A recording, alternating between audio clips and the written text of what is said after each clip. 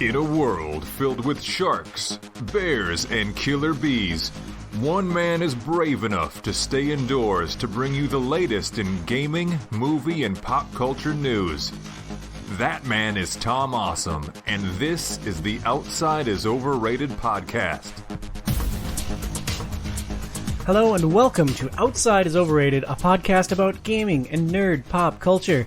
Thank you so much for joining us today. I'm your host, Tom Sidlacek, and we've got a great show lined up for you.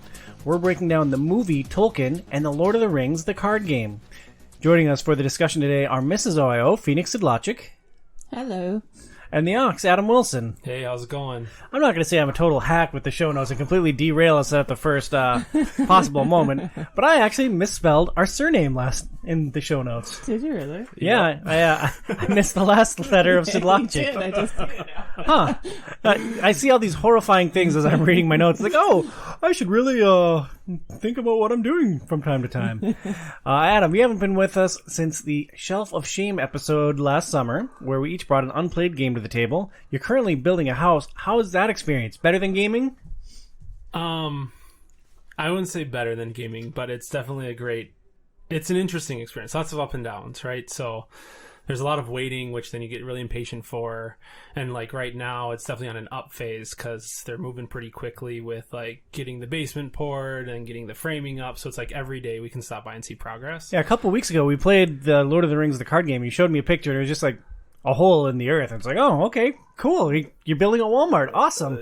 And then today, like, you showed us a picture. It's like, oh, that is a house. Yeah. So it's been really fun. So a couple days ago, they framed in our main floor. So we were able to actually, like, walk my parents through, be like, this is where our kitchen's going to be. This is where our mudroom's going to be. And just be able to, like, lay it all out for them. And then Emily loves going out there. So it's Emmy's house. Let's go to Emmy's house. And then we show, like, oh, this is Emmy's room. And then she gets all excited that she's in her room, even though it's just, like, a bunch of 2x4s you can see across all the way the whole building right now. But yeah, it's fun. We're super excited to get in, and then we just got to save some money so we can get that man cave built again. So. Well, I was going to bring up man caves because you had a pretty killer space in your last house. You had a basement room that was your man cave. I think you worked out of there. You had your hand commissioned Batman villains paintings all over the walls. You have an awesome shelf for all your amazing games. What's your new setup going to be like in the new house? Yeah, so the room's going to be about the same size, so a really good space.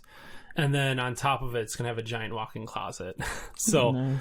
Nicole wants to hide all of my stuff, let's just say it in PG terms, behind a door, so she doesn't feel like it's super cluttery and clustered in there because I have so many games.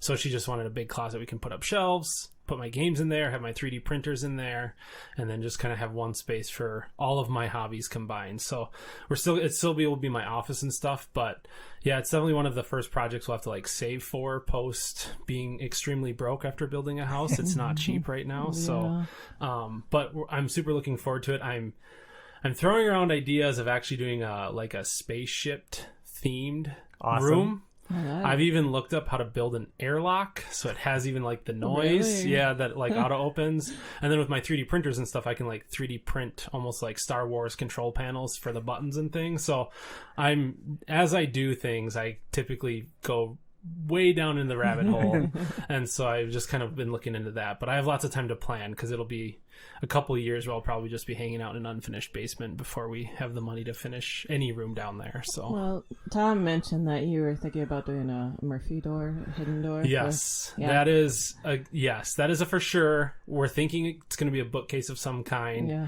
I really want to tie in somehow. Big Star Wars nerd, that's why like there's the whole like spaceship theme thing going on. I want to tie in, so in the original movies you go to Jabba's palace, or Jabba the Hutt's location on Tatooine, and they have that little like door camera that pops out. I've found 3D printer plans for that, and I really want to try to figure out how I could maybe print that and then incorporate that into being the secret lever that opens like a bookcase or something. So just like a motion detector, so anyone walks up to it. Well, no, we don't want it that easy because we don't want the small kids to be able to get in there if I'm back there gaming. But no, it's I think the simplest thing is just like a lever, like the book thing is actually super easy to do because you just tie like a wire cord to it, and so when you pull it down, it's actually lifting a latch behind is the trick to it. Okay. So that's not super complicated actually. You just kind of need to find a sacrificial book to tie in the wire to, but yeah, there's lots of brainstorming going on with that. So more to come, I guess. We could probably do a whole episode on the nerdy, stupid stuff that I do to my room in a couple of years. So that's awesome. Well, congratulations on the house coming along. Feeney, in the last couple of months, we've been to the Renfest, Pine Haven Farms, and an apple orchard. What is the definitive Minnesota fall parent activity? Well, it's interesting. I always assumed when I was younger that Renfest was always going to be a major part of my life, but hasn't been the case.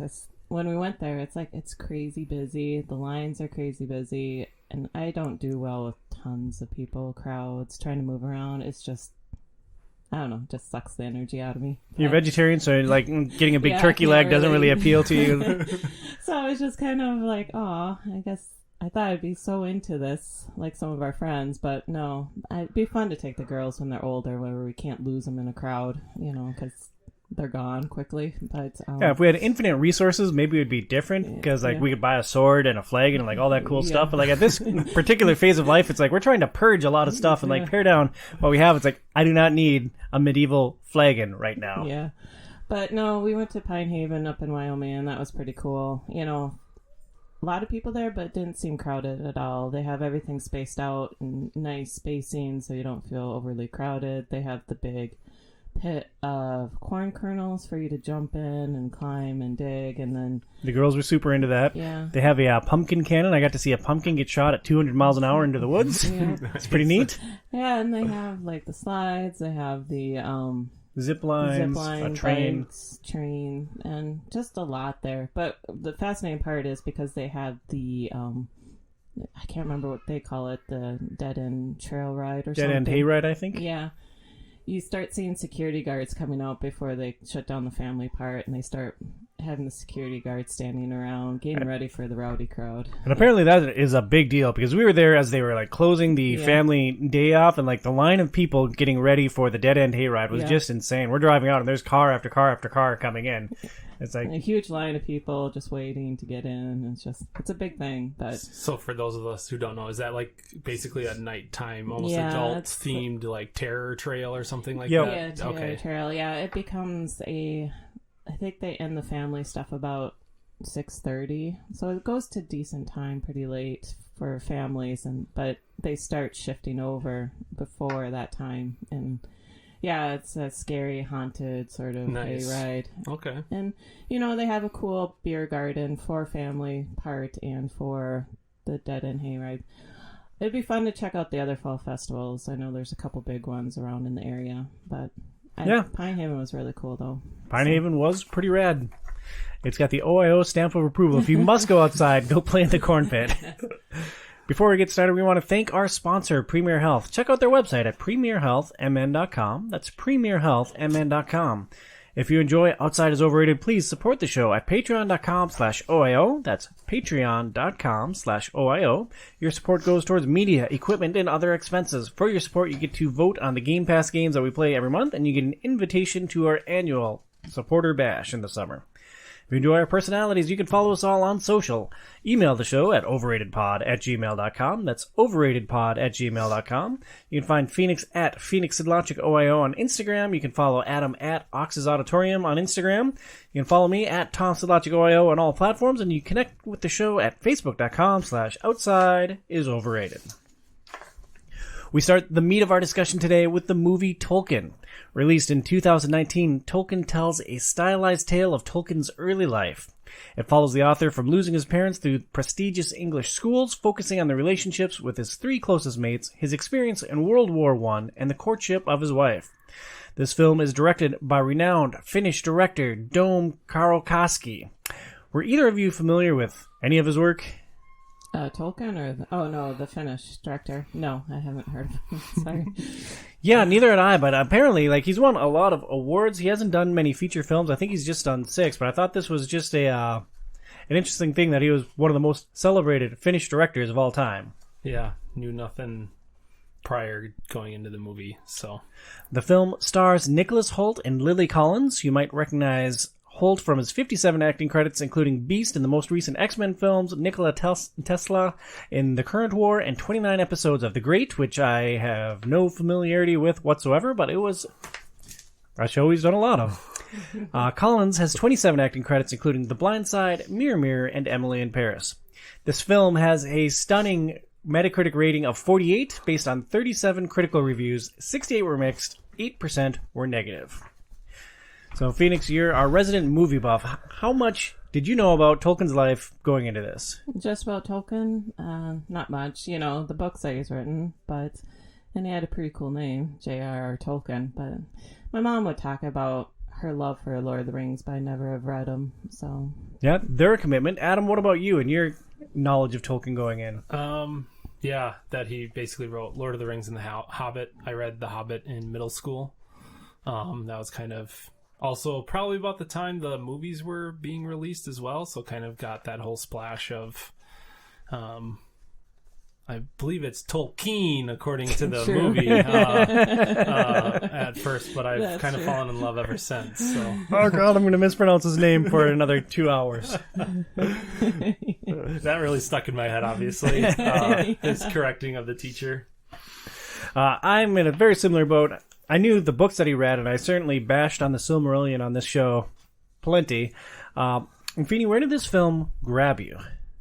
Oh, the big thing that I really was astonished by watching the film is his brain power, I don't know what you want to call it, his ability to create things and languages. I can't believe how a brain has to work to figure out all the different grammar, different things with creating a language. And it's just, I was fascinated watching that little piece of the movie of him just coming through, talking about it. And I never put it together about the books because I've never read them, so I didn't know how many languages he did create, you know, in those books. And so it was very fascinating to watch that piece of him. Well, honey, you're wearing a Lord of the Rings shirt. It's literally got a circle of Elvish, well, like what's inscribed on the ring. Well, there's... Like, oh yeah, he did language, but actually connecting the two sometimes it's just like our daughter's been lately. There's a connection, you know. But, that's super cute. There's a very interesting scene where he's at a restaurant with his future wife, and they're vamping on language, and he's trying to define what different things mean. It was just interesting, the interplay between the two of them. Like, you'd think that a conversation about forming a language doesn't sound like compelling video content, but it actually, I thought it was really well done. But, I mean, and that word too is cellar door. Yeah. That they had like an entire like, how do you get from just that cellar door into like that? Like they went so deep into it. Mm-hmm. I found it very intriguing as well. Yeah, I guess, the meaning and just taking that simple word, and that whole scene sort of encapsulates what I was seeing throughout the film, was just what he has to do in his brain a little bit faster. When you talk to someone, you don't do it as fast as probably he did in his brain, creating the words, the language, you know, just, and be able to keep track of all the languages too, writing the stories. It's like he has to remember everything. It's like, it's wild to me. The thing that grabbed me most about this film was it's basically a buddy cop film, only for like English nerds. And just the camaraderie between Tolkien and his mates. Riding around England. I thought, jokes aside, I thought that the relationships that he had with his closest friends really carried this film for me, and the way they evolved from being young kids, from their first interactions where they're picking on this orphan, to where they eventually go off to war. I thought just the whole ride with the closest friends was really interesting. Yeah. Mm-hmm, for sure. Like, so the thing, like, there wasn't like one specific thing that caught me about the movie. I kind of thought all of it was great, and it like, I got done watching it, and of course I was watching it at night, so I think I probably finished at like midnight, but I couldn't resist. But then suddenly I started just like mad Googling like what was accurate, what wasn't, things like that. So I was pretty happy to see that like that relationship that he formed through his friends was like very accurate of exactly like how they operated, their, you know, what they did and things like that, and kind of how that came to form. So it was like seeing that was kind of, I think, a highlight for a lot of us of the movie. It was nice to see that was actually very accurately represented. I'm glad you did that, because I wanted to deep dive to do a little more research about the film, and I'm glad you did that because it ran out of time with the kids. So. What did they base that relationship off of? Were there like letters from Tolkien? Or was it all in his journal, or like how do they know these relationships that he had with his closest friends, and how do they bring that to life? Yeah, I think it's just from my understanding. I didn't get into the nitty gritty of like asking for their resources or anything like that. But from my understanding, there was some interviews that had happened from previous, and just like obviously like it's not recent, but it's also not like it's super far away in terms of like time ago. Like there's obviously documentation and things like that around his life once people became interested in his work and things like that. So I know. Like one of the things that was mentioned that wasn't very accurate was actually how he started writing the book, The Hobbit. Oh, really? At the end of the movie. There's really good documentation of that on, instead of him just kind of like struggling to write and then him having that epiphany moment, he was actually grading a student's paper while he was at, and he stole their thesis and turned it into a... Well, no, he got to a page where a student didn't know what to write, so they left a blank page. Oh. And he actually started using that page to write The Hobbit. Oh, that's wild. And then this must have been from an interview or something, just related to the books back then. Yeah. But he said he almost gave him another letter grade bump just because he appreciated the space the student allowed for him to write his creativity down. So that's wild. I think that's kind of a cool story. I don't know why they is. excluded that and made it Hollywood is Hollywood, I guess. But yeah, I'm like that would have worked just fine, I think, in the movie. I mean, and especially with a lot of the movie about school and stuff, right? It would be appropriate to put that at the end of the movie. Yeah, maybe just too hard to explain. I don't know. So yeah, because I mean, there were some pieces in the movie that were probably unclear, like the letter that he sent to her. And we see there's multiple shots of this letter sitting on his mantelpiece after his guardian tells him that he cannot interact with his future wife until he turns 21. Yeah, because through the movie we see him with this. I can't remember her name. Oh my goodness. I want to say Emily, but that's not right. No, Miss Brandt. Yeah. Why am I thinking Elaine or something like that? But the courtship between him and this orphan girl who lives in the same boarding house, and we watch a courtship, him trying to take her to places, save money and stuff, and it was Edith. And it's just he's told by the priest that he couldn't see her anymore because she wasn't Catholic, and so we see this letter on a mirror through his time at Oxford, and it's like they didn't make it clear, and then all of a sudden he sends it. But when I did some research, he kept that letter to say, I'm still in love with you once he turned 21. So there are some pieces in the film that weren't as clear as maybe it could have been. But I wonder if that just got cut down for brevity. Editing too, probably, maybe. So that letter was certainly significant. One of my favorite elements of this film, and this is a pretty minor thing, but they had several homages to significant scenes from the Lord of the Rings movies. Like there's a scene in almost the opening credits where he's hiding from, like at the base of a bridge as his friends like walk by looking for him, and it's like a recreation of the iconic Nazgul shot from Fellowship. Any of those moments stand out to you guys? Yeah, like you said, like the scenes, like it's a very stylized film, how they are trying to portray the author of these books, and they do it in a very beautifully stylized weaving of throwing in some elements of what we would consider from the books. And then, so they worked a Balrog in. That was pretty cool. Yeah, so I think that was beautifully done. And it was very well crafted in that sense, trying to correlate what his life is so intertwined with these books. And so it was kind of fun to see those pieces together.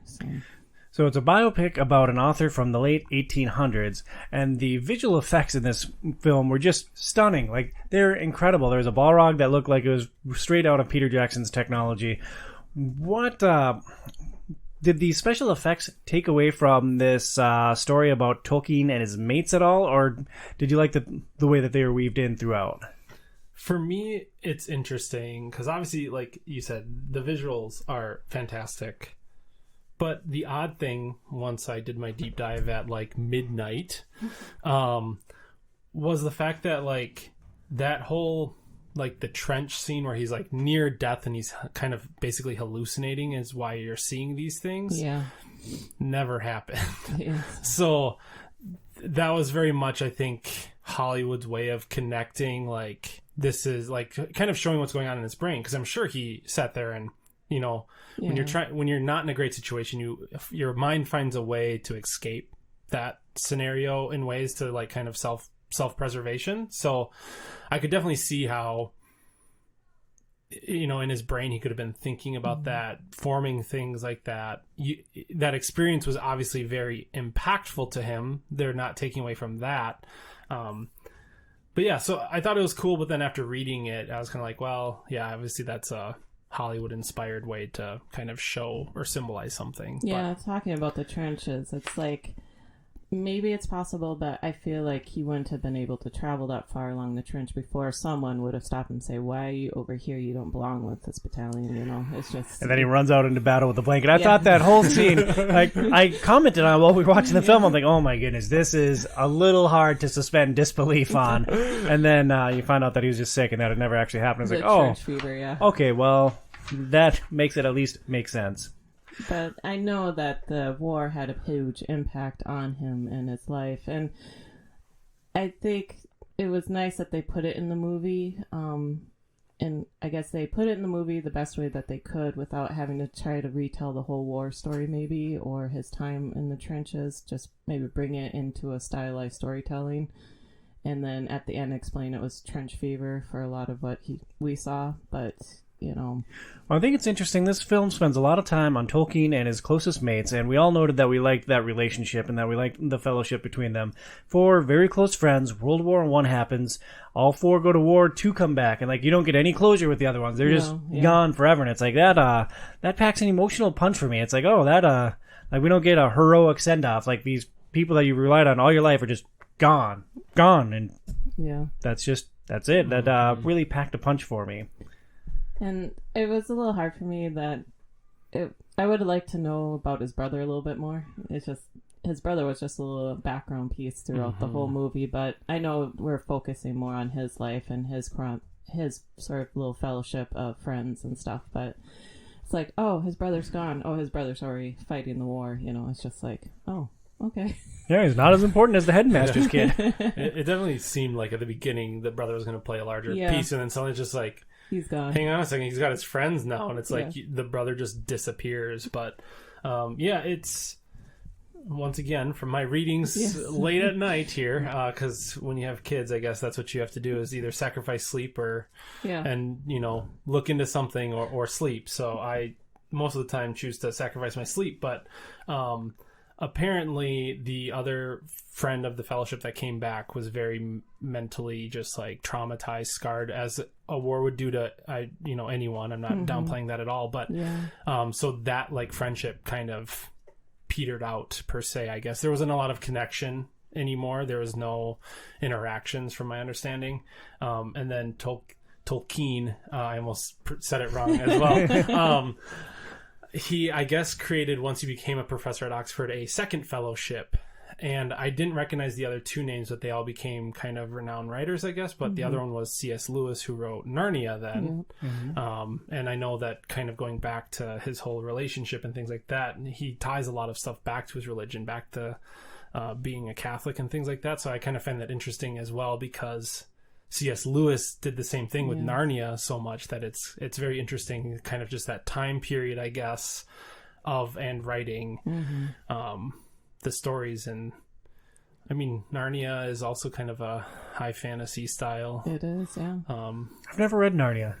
Like, I think a teacher read The Lion, the Witch, and the Wardrobe to us once, but that is my entire experience, and that's been a very long time. Yeah. So, I mean, the movies came out. Yeah. Gosh, I don't want to say recently, because now it's probably been, 10, 15 years. Yeah.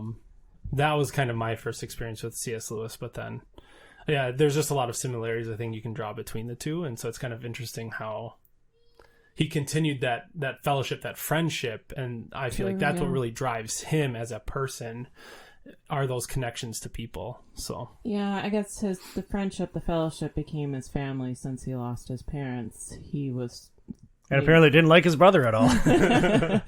seeking, I guess, that sort of family, the camaraderie that he was missing. So, but Phoenix, you're also our resident romantic. What did you think about the courtship in this film? Because the core elements of this film are the relationship with his friends and then the courtship of his future wife.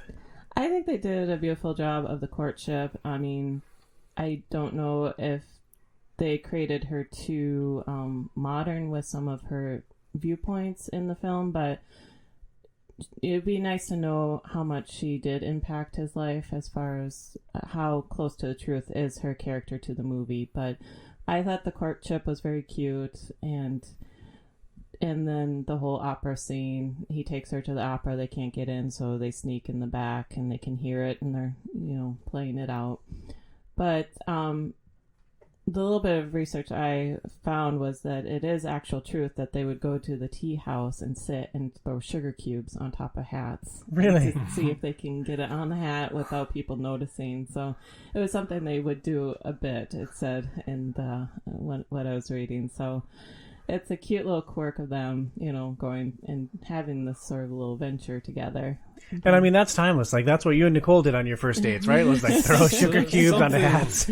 I mean, we are like an old married couple, I feel like. So we're approaching that point of our lives where we've almost been together for half of our lives at this point. So, yeah, it's, we never threw sugar cubes at people, but yeah, we feel like that old-timey couple that just kind of met and dated and never broke up. So yeah, you should have put her off for a decade and made her chase you across the country. That's a winning tactic, right, honey? Yes, it is. We've had a lot of positives to discuss with this film. Where did the film struggle? For me, it was that the trench scenes. I just feel like they were so dramatized, and I get they were trying to kind of play the fever, but after reading even like after the movie, finding out that wasn't even like really a thing, that's just how they made it. That I'd say that was probably the biggest struggle for me. But I'm not a huge, I wouldn't say critic of movies, because I've said I have movies that I like better than others, but for the most part I think it's an enjoyable movie. I think when I first saw the scores online, when I was like looking up where to watch it, I was like, oh, it's received as okay in my opinion, but I mean, I definitely thought it was better than okay. I enjoyed, like, the movie went really fast. Like, yeah, it did. I didn't at one, notorious for also falling asleep while doing research in bed at night. I was glued to my tablet, so while I was watching it, so it I'm like spinning it into a positive again. Obviously, I like the movie, but for me, it was just kind of the trench scenes where it's like it was so kind of outside of what the truth was that. That's probably what I would say would be the... Yeah, that's about the only nit that I could find with the film, too, was like, when he runs into battle with his blanket, I'm like, come on, man. Like, looking for his friend, and, like, it's like, that is very silly. And they explained it to a satisfying enough degree for me. Beanie, your issues with Tolkien? I would have liked to know a little bit more of his process into... starting to write the books, The Hobbit, The Lord of the Rings. I know we're trying to get sort of more just the background story, that who created, how he what impacted and what influenced. Yeah, just the man he became. What influenced him to become the man that he is, to write the stories? I mean, what influenced him through his life to, because as a young kid, you're just enjoying experiencing life with his friends. He was just bouncing off ideas and writing stories, but to actually sit down and start writing those stories, it would have been fun to see that whole progress. And then also be interesting to know how well received were these stories when they were first released. How did he care if they were that well acclaimed when they were first released or not? It would have been and how long it took for them to become a revelation. Yeah, it would have been interesting to see that piece. But it was a beautifully little weaved masterpiece painting of the boyhood of, and late his teens and stuff, like the foundational period. Yeah, the foundational period of Tolkien. So it was enjoyable in that sense, and like you said, it goes by fast. It's a light film, it's not that heavy, and so you can watch it real quick in one sitting, And just imagine if he lived in an era with word processors, like he might have actually been able to weave the Silmarillion into a tale that made sense and had like connectivity between the different stories. Well, that's one thing you commented is when he started to write The Hobbit, you're like, oh. Those are long books! And he's writing by hand? Yeah. Like, Hobbit, okay, maybe a human being could get through The Hobbit, but writing the entire trilogy, that must have been a life's work, just writing every single word by hand. Well, it just, as an author, you're writing, cross out, scratch, throw away the paper, restart, just the process that the authors went through at that time to, handwrite everything. Can't even imagine. So. Yeah. A little fun fact, though, before we move on, if you don't mind. So, because I'm always trying to look for the positive in things, right? So, the positive of the trench scene. So, I did look into this. So, Tolkien, see, I almost screwed up again here. He was very impacted by the war, like we said. So, I always want to call him Batman, but they're Bateman, I believe is the pronunciation for him. So for anyone who doesn't know, I kind of had to look up myself. So Bateman in the war, I guess, for over there, is a standard officer or standard soldier that's assigned to an officer, and they're basically supposed to be at their side at all times. Okay. And so Tolkien was like very impacted on just like a person being labeled as just common, like here's your common soldier, here's your Bateman, and their loyalty and their courage and just like the things they did for the officers was so impactful to him. That's actually what is the inspiration behind Samwise in The Lord of the Rings, is the Bateman of the war. It's very easy to see, and they even named the character in the movie Sam. Yes, yep. Yeah. So that's the connection there, in case anyone missed that. So that is really fascinating. Well, Adam, your overall thoughts, impressions, and takeaways on Tolkien? Yes, I loved it. I thought it was really good. Is it a must-watch for someone that maybe doesn't have like a fantasy bent in their life? Like, if you're just a regular person that doesn't care about elves, dwarves, hobbits, trolls, like, is this an enjoyable tale for someone that doesn't have the nostalgia of the books or the film franchise hanging over their head? Yeah. For me, that's what drew me into it. But I can also see that Nicole, my wife, is not a nerd by any means. She pretends to be a nerd by being an engineer, but I tell her that doesn't count.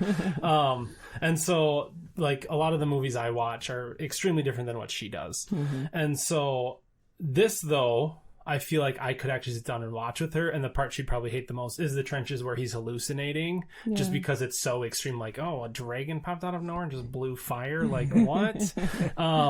But it's like, that's only such a small portion, like quick glimpses, that I feel like she could actually sit down and watch it and enjoy it as well. Not being a fantasy person, she would get into probably the more friendship and love story that's within there. So yeah, I think you definitely can find something you like, if you're not into the Lord of the Rings at all with it. So yeah, I agree with Adam. I mean, it's probably a nice gateway for couples that maybe one person is more into it and would like to watch this movie to know a little bit more about Tolkien, and have your significant other watch it with you without them having to be invested in the fantasy part. But it's a nice little biography movie, stylized, fun to watch, easy.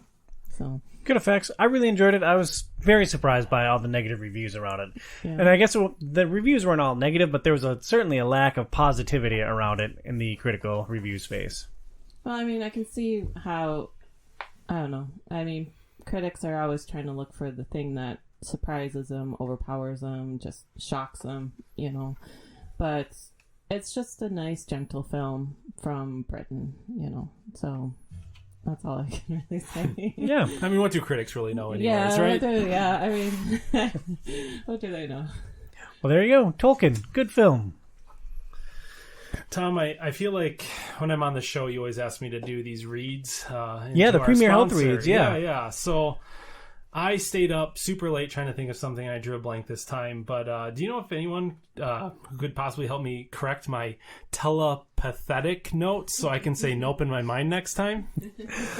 Certainly. Check out Premier Health. They have solutions for back pain, neck pain, car accident, telepathic injuries, and more. We suggest seeing Dr. Camille in Golden Valley, Minnesota.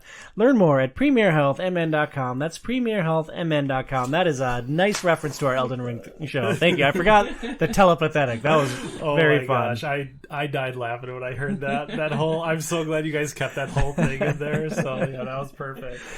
Good stuff. And if you want to be a part of the inside joke, check out the Elden Ring and Dark Souls board game podcast, our most popular show by a very, very, very, very, very wide margin. Before we get to the Lord of the Rings, the card game, we're going to do a top 5 list inspired by Tolkien's influence on high fantasy. I'll turn it over to Adam for his top 5 fantasy games. It's time now for...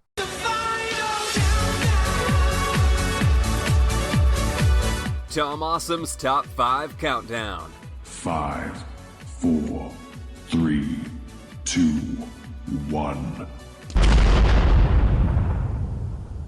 Yeah, so you asked me to do the top 5 fantasy games. I know when we were texting about it and I was responding not in my head.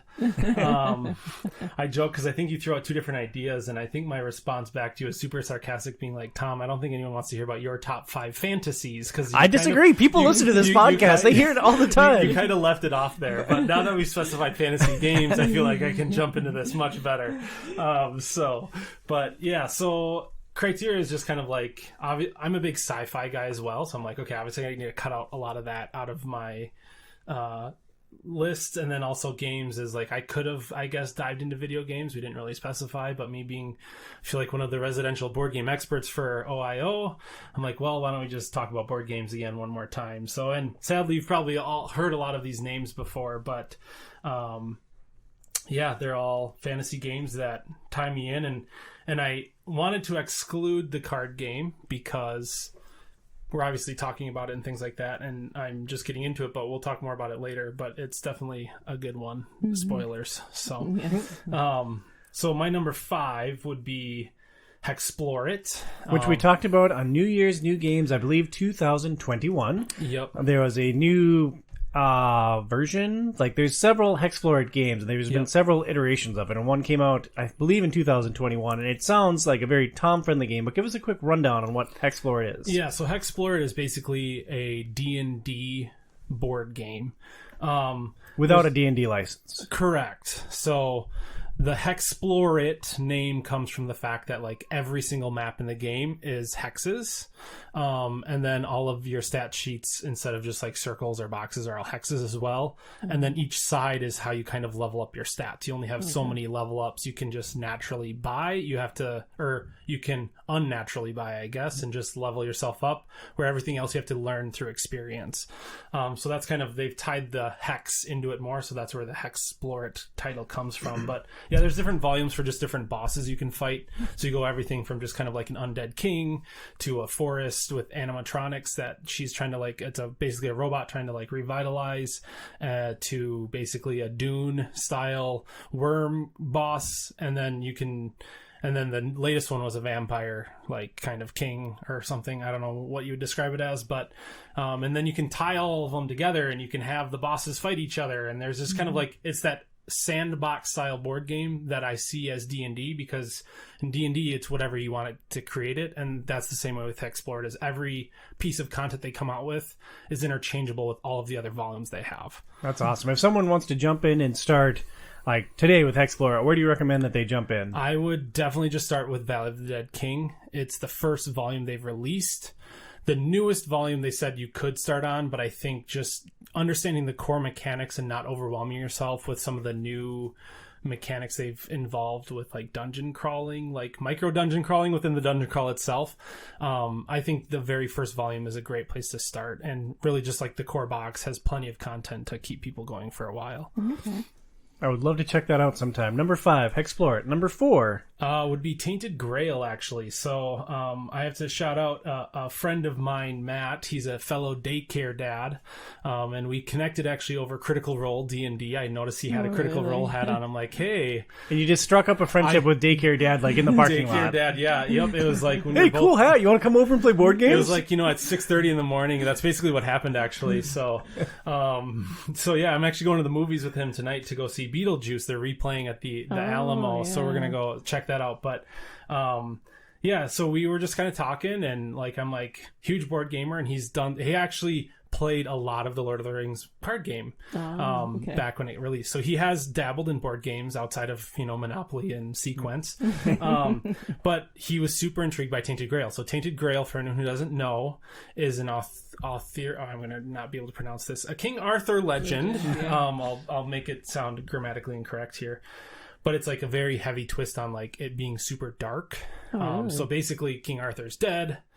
We don't know what's going on like with Camelot and the entire, oh my gosh, I'm totally mind blanking the name of the region now. But yeah, so like Camelot and the surrounding region. So basically what you are is you're going into this super dark, I kind of describe it as almost like dark metal like atmosphere. Like you're just like, it's very grim. There's really bad things going on. But the thing that I've fallen in love with, and like it was definitely one of those games that was like almost a shelf of shame game for a while. It sat on my shelf for like probably a year and a half, and then we started playing it.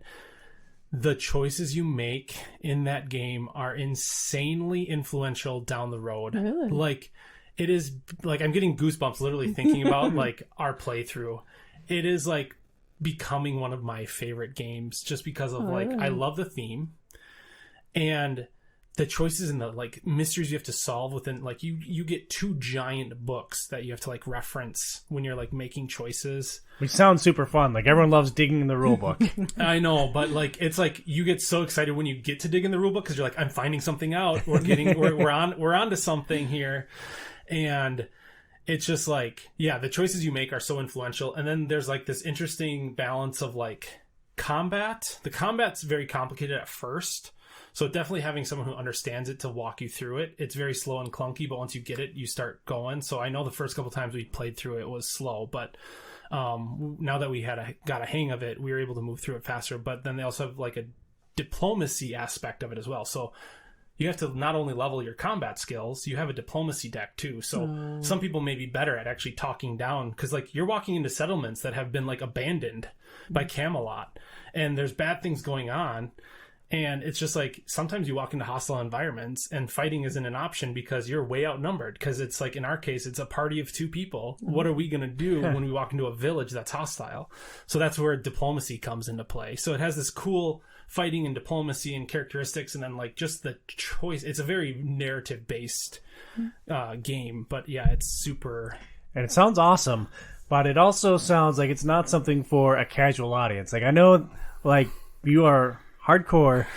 Can like somebody that's not you pick up Tainted Grail and really get into the meat of it and see all the awesome stuff that's there under the hood, or is it just going to be an overwhelming thing unless you have a quarterback? Yep. So I would say on that note, that's why they redid the newest campaign is called Tainted Grail, I believe Kings of Ruin, and it's a standalone game / expansion that they created to streamline the experience. Okay. So it's less grindy, it's less cumbersome for, I wouldn't still say like a mom who's going to buy Tainted Grail off Target, even though it's not going to be sold in Target, but I wouldn't say it's that, but like if you have a little inkling in gaming and maybe you've dabbled in Catan or something like that, where it's like, you talk to people out in the world and they're like, oh, I've heard of Catan or I've heard of Wingspan. It's like, okay. I mean, it sounds like Catan to Tainted Grail is a bit of a jump. Yeah, yes. Well, I would say to the original, but I don't know what the exact streamlined thing is, but I know they've completely reworked the rule book and they've streamlined a lot of the grindiness and they've streamlined a lot of the mechanics just to make it more new player friendly. I haven't experienced it yet, so I can't tell you at which volume, but it's definitely going to be easier. That I've heard like really good reviews of it will be easier than what the first experience was. It's cooperative or is it cooperative? Yep. See, this is the thing. I know I'm not as deep as you guys get, but listening to this, because I love King Arthur and that whole time story, And it's like, oh, this is fascinating. It'd be fun to try it, but I know I'm not as hardcore as you guys. Well, but... there's a save mechanic, and I think what we're saying is we're going to kick Joe out of Robot Club, and we're going to rebrand it as Tainted Grail Club, and then we'll do that, right? Yeah. Awesome. I wonder if Burns will watch your children so you can come. No, it sounds awesome. I'd be super interested in checking it out. And so number 5, Explore It. Number 4, Tainted Grail. Number 3. Yep, and I know I'm being long-winded, so I'll try to hurry these up a little bit. But No, you're perfect. Number 3 is Hoplomachus Victorum. Made by your favorite studio in the whole wide world. I know I tried Chip Theory Games. keeping them out of every single number in this, I guess.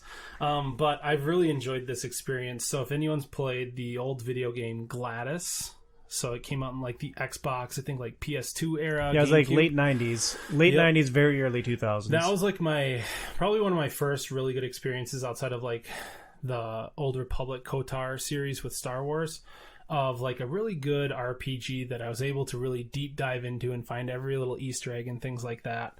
And so this game is inspired by that. So it's 100% solo. So this is also probably like a little bit of a niche, top 5, but for me it's 100% solo, and you're a hero and you're building kind of like a gladiator. It's not a school, but it's a squad of gladiators, and you're going around trying to basically save the You're world. basically Tolkien with your closest mates and like Exactly. building up your poetry and your Yep. artistic skills. Exactly, Yeah. with a gladiator theme slapped on top Yeah, of it. perfect. Yeah, so that's what it is. But it's really fun just to like level your character, and your hero then gives bonuses to the gladiators you recruit out. And each region has specific gladiators, so like they all have different like styles according to the region that they've grown up in, per se, right? So you have your like ocean view, who a lot of them are aquatic style, like they have the nets and the long reach with like the harpoon style weapons. Or you can go to like the volcanic region, where it's like they're a lot more hardy because they've grown up around a volcano, so they're a lot more defensive. And so you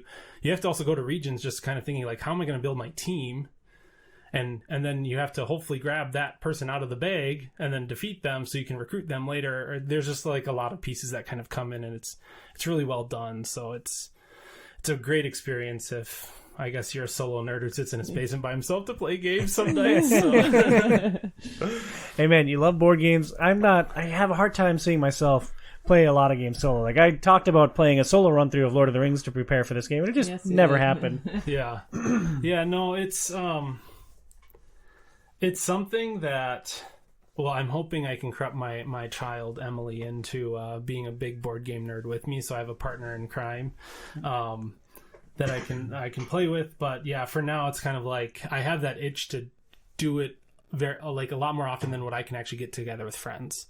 So solo gaming is kind of where I've stepped into, and I've realized it's not as weird as what it sounds. So like I know I kind of joke about it, like I kind of feel like I have to, but it's a huge thing. Like there's a huge community of solo board gamers because they just don't have the people around them, or like a local game store. Some of these people like live in, the middle of nowhere, and it'd be an hour to drive to a town, and let alone that's a town of probably 50, and none of them play board games, right? Sure, So yeah. that's kind of where it was born, I think. Also, maybe just all of us being like introverts that are like living in our basements more, that there might be a little spot of that too. But Well, life is busy too, and like not everyone has like the opportunity to play Gloomhaven with a set group of 4 players together every week for like ever. right. So I can definitely see the appeal in the market for it. If I didn't have OIO like hanging over my head every month forever, maybe I'd be more open to a solo board game experience. Yeah. Yep. Nope. And it's definitely like, what am I going to do with my time? And once you have kids, that even becomes more valuable, I feel like. So that's where it's like I can compromise with Nicole a little bit, where it's like, okay, not every weekend am I asking to do games. If I can scratch that itch a little bit during the week while I play by myself, I guess. So. Yeah, no, I totally get that. So number 5, Hexplore It. Number 4, Tainted Grail. Number 3, Hoplomachus Victorum. Number 2... Well, number 2 would be Uprising: Curse of the Last Emperor. So, And I know we've talked about this on the Yes. show before, but I'm drawing a complete blank on what Yep. Uprising is. so this is a 4X co-op game. So You speaking our language? yes, so it has my love of 4X. So you're basically, you are a race of some kind, and you are going to be exploring tiles around you and then building bases on them and exploiting the resources they provide, all while trying to fight back the baddies. And how the theme of it they've tied really well in is the fact that there is evil empire, because of course every good place has an evil empire of some kind. Good fantasy story. And then there's also like the emperor then went through this traumatic experience. I believe it was his son that died, and he tried bringing them back to life or something like that. Created a like rift in the world that these chaos monsters started coming through. This is the game that you have the bull people in, right? Or the ox people? Yeah, there's a faction of ox people, and then I also that are named after you. No. They already. I'm had pretty that sure you plan. drew them up. Yeah, they already had that plan. But I did create one of the major bad guys in the game that they took my idea for. Oh, cool. And then I helped write some of the lore to the fact of they even put my name in the credits of the people who helped them write some of the lore for into the rule book. That's awesome. So yeah, no, that was like a super fun experience, and so maybe that's why I'm a little biased towards it. But actually, it's a really good co-op game that you can sit down, and each faction is very unique in how they have tips and tricks on how to work through that. But the premise of the game is you are fighting, obviously, the evil empire and then chaos. So the evil empire starts in the middle of the map. We're all surrounding that. But then from the outer edges of the board, the horde are coming in. The chaos monsters are coming in. And you also have to fight those. So you're trying to balance that. But at the same time, each of us are different races that are wary of each other just due to past history of the region. But we are cooperatively trying to fight. So there's like simple rules of like you can't move your armies into the same spaces. And I know with the recent expansion they just had, there's some cards that break that, like they allow some races to help with others. So like they're changing that, like with uniquely I think they have like 8 now allied races you can play versus the emperor and the chaos. It's a super fun experience. It sounds really interesting, and that must have a really nice like tension level to it with the big bad in the middle and then like the encroaching forces from the outside. What do you need from your co-op partners in this game? Like if there's one person that isn't really invested or doesn't really get the rules, like does that drag down the whole experience, or is it an experience where you can prop up the people that are also working with you to put down the evil empire? Yeah, so it's definitely one of those games that they like to turn it up to 11 on difficulty. There are ways to turn it down a little bit, but they're still even at the lowest level. It's like you have to definitely have some understanding, I feel like. I feel like I'm like talking, like if you have one person that knows the rules of the different factions, they can help. But in the end, I mean, even if you know the factions of the rules, like there could just be like, it's very much okay, we need to plan this like as a team because like we need someone to take on this boss before they go, because how the scoring works is every time you basically kill a bad guy, whether it's chaos or emperors, you get victory points. Well, newsflash, this is like the first time I've ever heard of this. The Chaos and Empire can fight each other. And then they can score those victory points. And there's only so many victory points on the board because they've like mathed it out on how many bad guys get released each round. So if they're killing each other and you're not doing anything and you're just trying to avoid that, you all will lose because you need every player has to be higher than both bad factions on the victory point total to win. Okay. So it's like you're really trying to have to figure out how to deal with that. And someone usually gets bad rolls and one faction's hurting. So the game turns into how can Tom and I help Phoenix, or how can Phoenix and Tom help Adam, because the rolls. Whatever major bad guy comes in and just kind of craps all over you, you're like, oh no, like I need help. And everyone's like, okay, how can we, Phoenix is going to send an army here to divert this guy, and Tom's going to do here so he can block this off. And there's a lot of just cool interactions. It seems quarterbacky, but it's actually not that quarterbacky just because everyone's so asymmetric and you have so many decisions to make that it's like if there's someone there to help guide you with your faction, that's about all you need, and then you can make your own decisions past that. But And Phoenix, based on what Adam has told us about Uprising, Curse of the Last Emperor, what's your level of interest in it? Because you love cooperative games. I do, yeah. It'll be interesting to look at it. It sounds like it's going to be a little more out of my league a little bit, but again, it's about a 5 out of 10. You know, Tainted Grail's probably more for me, but a 5 out of 10. All right, so we are going to pass on Uprising, Curse of the Last Emperor. I guess it's one of those things. I should look at the board game, look at the pieces, you know, but as long as you're willing to help quarterback me through a first playthrough, it might be a little bit different, you know. It's so interesting when we play games because, like, I am an insufferable know-it-all at my core, and, like, it doesn't matter if it's with you or with anyone. Like, Adam's had this experience playing Robot Club with me with Burn Cycle. Like, I have no problem telling people what they should do and how they should spend their actions. And I just worry that, like, I'm too bossy when we play games, especially when you're just learning something for the first time. No, you're never too bossy. You're not at all. Do you just say that because you had children with me? No, I'm not. And there's no backsies? There's, like, no way out? No, my learning is more playing through, watching, instead of reading. If you give me something to read, I can't learn from that. So having someone help and walk through the steps a few times, it helps me learn a little bit more and more. So She learns through osmosis, I believe is the term. Yeah, maybe, yeah, something like that. yeah. But We're recapping the list. Number 5, Hexplore. Number 4, Tainted Grail. Number 3, Hoplomachus Victorum. Number 2, Uprising, Curse of the Last Emperor. Honorable mentions that you want to bring up before we get to your number 1 fantasy game? yeah, this will be quick because I feel like we've talked about this game enough on this podcast. But I put honorable mention as Gloomhaven or Frosthaven.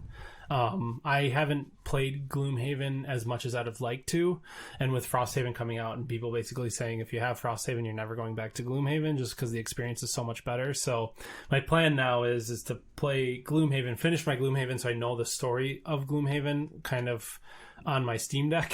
Sure. So I have the game on Steam, then I can just play on my Steam Deck, and so I can finish the story of Gloomhaven just by myself there, and then jump into Frosthaven once I can get back all of my board games from storage once we finish our house. So True, yeah, I bet it's all in storage. oh yeah, yep. So that's been tough, but yeah, that's the honorable mention. So I desperately want to play more Gloomhaven. We have Jaws of the Lion, which we've had for a while. Like, Yeah. the plan is kind of to hold on to it until the kids are old enough to play games, but I don't know if I can wait that long, honey. Like, we should just dive into you it. guys should just dive into Okay. it. Yeah, for sure. All right. So, recapping the list one last time. Number 5, Hexplore. Number 4, Tainted Grail. Number 3, Hoplomachus Victorum. Number 2, Uprising, Curse of the Last Emperor. The number 1, Adam, the top fantasy game in your estimation? Yeah, I'm sure this comes as a shocker to anyone who's listened to the previous podcast I've been on and talked about, but Too Many Bones By Chip Theory Games. by Chip Theory Games as my number 1, and probably would be a very hard fall if anything knocked it off, just because I enjoy the experience so much and the world they've created with it and the lore they've put into it and the art, and they've spent a lot of time creating something that's just a board game that feels very much like a world that you can go and experience. I mean, they literally they call them log books, but they're literally lore books talking about the characters you can play as, the bad guys you can play, like you encounter and things like that, and how they all interconnect in their world. So it's like they've taken a lot of time to really kind of nurture that baby of theirs. And so, And if somebody's going to jump into Too Many Bones, like, what is the sticker shock that they should prepare for? Like, what's sticker shock? Are you talking price or are you talking just mental capacity? Because it's kind of both on this one. Yeah. So sticker shock it's probably one of my most expensive games I've invested in, just because of the time they've released stuff and the content they've made for it. I think the base game is up to $175 right now to buy if you just want the base stuff, let alone all the character expansions, all the bad guys expansions, all the new campaigns, all the fun little add-on deluxe accessories that I just have to have. Now, I know what I think I remember what you spent on this game. Are you comfortable sharing that figure on the air, what you spent on just Too Many Bones? Yeah, if I'm remembering correctly, just because I try not to think about it that often, I think it's about $1,500. Is that what I told you at the time, I think? I think so. Yeah, so it's right in that range. I think right now if you do the all-in Kickstarter where they give you a little bit of a discount if you buy every Too Many Bones product they have to date, I think it's like $1,475 is what they sold it for last. Like, that's 3 PS5s. Yes. And when you put it into perspective like that, it's kind of insane. But if it's your favorite game and, like, if you're getting the mileage out of it, like, yep. I totally get it. Yeah, and the other thing, too, is people have to remember, like, right now they're selling the Trove chest, which is part of that, for, I think, close to $200. I got it for $75. Oh, wow. Because when they first released it, they didn't know how much of a pain it was going to be to ship these things and like the breakage on them and things like that. And they don't go back and ask for more money like some companies do. I don't know if we might get into that on a future podcast, so stay with us for the Darkest Dungeon thing, but next year. But so they've raised prices over time just with inflation and everything like that. So my buy-in might not be that large, but that's what they're selling for it right now. If someone were to say, hey, I want everything Too Many Bones, you might want to have a small investment ready to invest in that. But it's definitely one of those games where it's like I've bought over time. I've I bought the base game originally, and I've gone through the releases year by year, and that's a little bit more palatable. But when you go to add it all up, you're like, oof, that's a lot. Well, talking about price, because I showed you that listing I ran across for Lord of the Rings, that someone in Minnesota is selling their whole complete collection of Lord of the Rings living card game on eBay right now.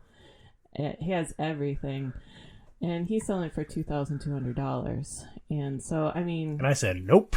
Well, the thing is, it's like, I don't think that's the actual cost that he spent probably buying every single expansion. For sure. The little deck expansions and everything. So, I wonder what his sticker price was for all that he's compiled. I know he's just trying to get something back for all of it. But... Yeah, he's definitely playing off of the out of print market, it being first edition, and then having everything. Yeah. That's definitely. He's got them in cool wooden like suitcases too. Like it's a very nicely put together package. Like it looks great, but it's like I'm not paying $2,000 for a board game. Like I can say that with card game at that. I can say that with absolute certainty that I will never drop $2,000 on a single game. Well, what if it's the Final Fantasy card game? If someone had everything, I'm already piecing it together. Look, I'm good. I haven't spent anything on it yet. It's all been gifts. And it's been awesome. I know. Well, what do we get wrong? Tweet your thoughts at Tom. Well, don't even tweet your thoughts. I don't look at X anymore. So I guess email the show if you have an issue with Adam's list, and I'll forward it over to him and say, hey, this person thinks that you're an idiot. Overratedpod@gmail.com. That's overratedpod@gmail.com. Since you've talked about your top 5 games, I guess I was just thinking about what's your go-to inbox store or online store to get your games, because there's so many different places to go. Card House, miniature market. Miniature market. Yep. But here in Roseville we have the Source, or I Yep. don't know what Fantasy Flight is now. They don't own that part anymore. Yeah, I think it's called the game Zenter with a Z. Yeah, I think so. Yep. Yeah. So. Yep.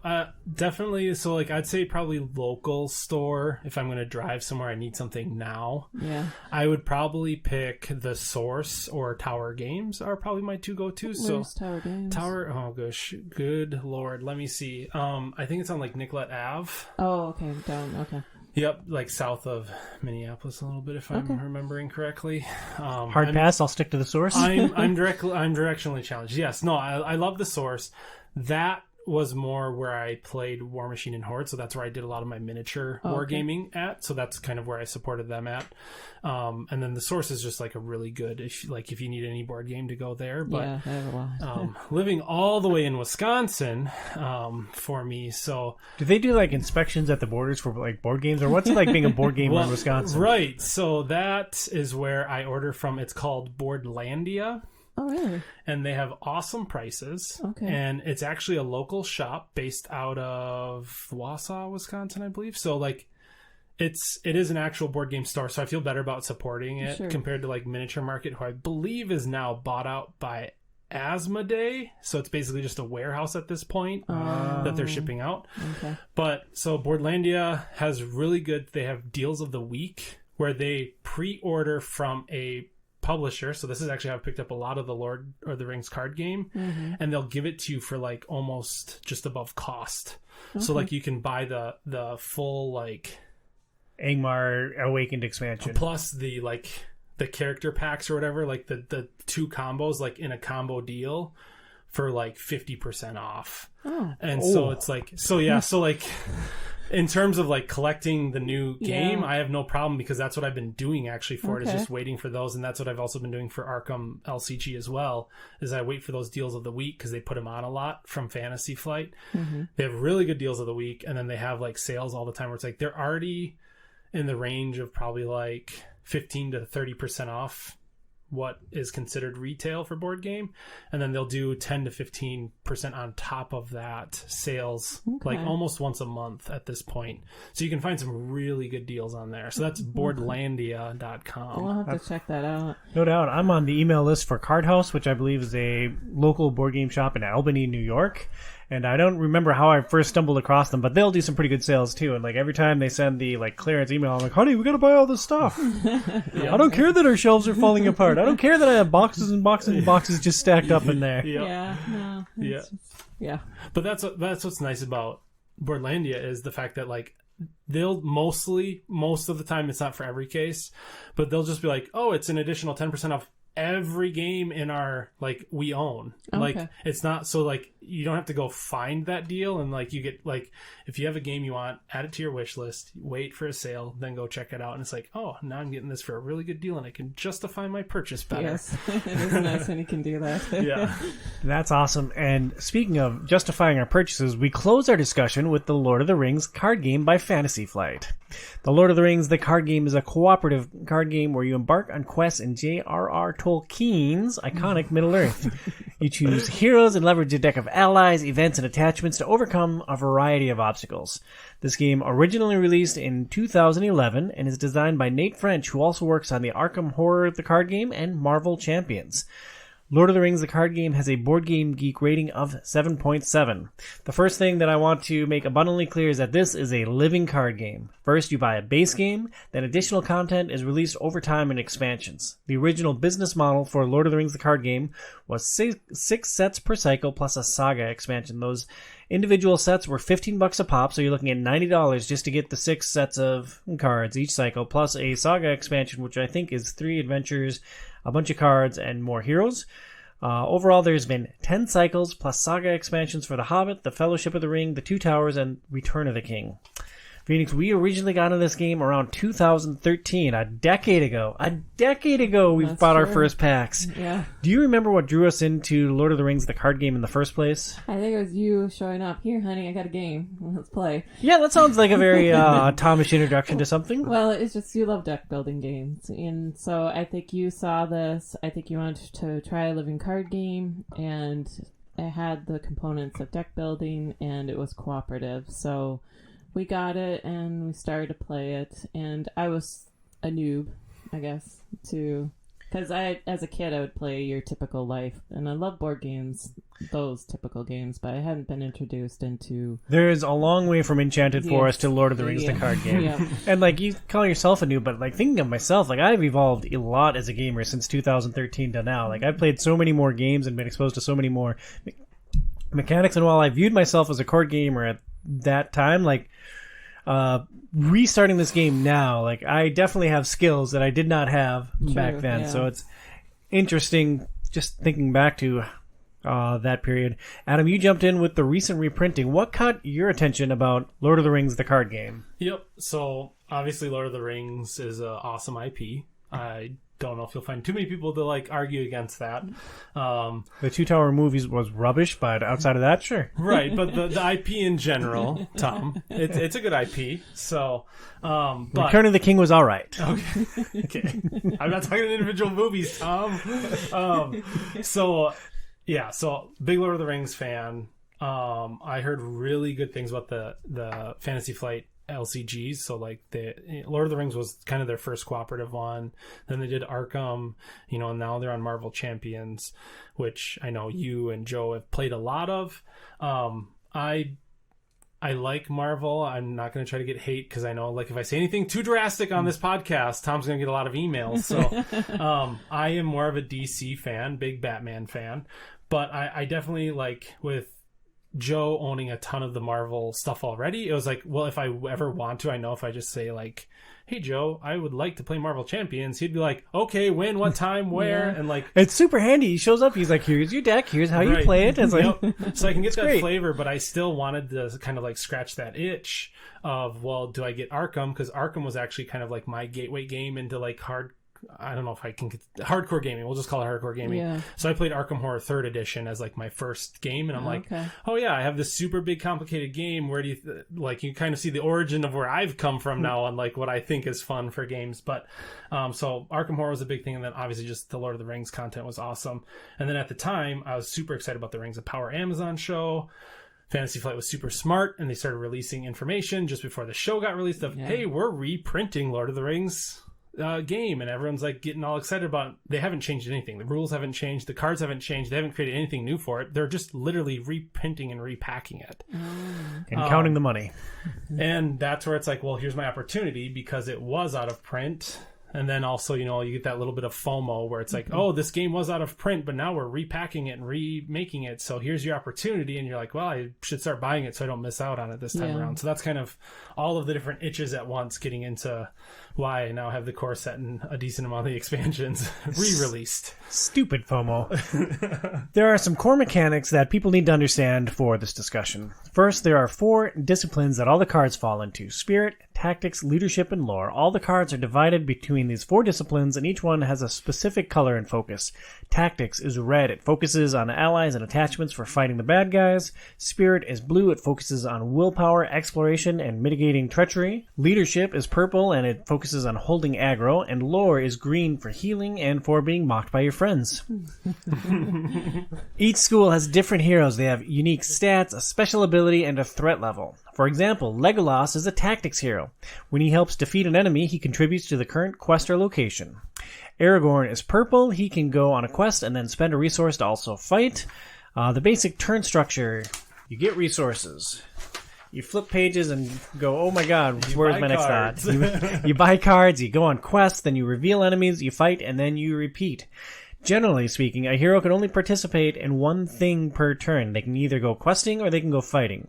If you commit Denethor to a quest, you use his willpower for the quest, but then he's not available to either defend or make attacks. If you hold Gimli back from questing to potentially fight and no enemies appear, then you've wasted an activation. So there's a very tight balancing act in how you're going to commit your different characters to things. When you're actually fighting, the enemies attack first. You choose an enemy, then you choose which one of your characters will defend against that attack, and then you reveal an extra card that can modify that bad guy's attack. If you defend with your veteran axe hand, for example, then they can't attack. Their entire activation is spent just on defending. Once every enemy is attacked, any unused heroes can then attack the enemies.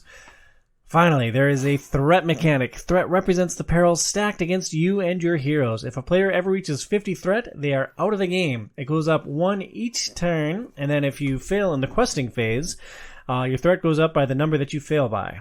Each game you choose a scenario to complete. A card will give some flavor and explain the setup conditions, and then you flip it over and it shows the victory conditions. If you complete that phase, you move on to the next card until you've completed all of the cards in that scenario, and you celebrate your victory. Super easy. Yeah, super easy.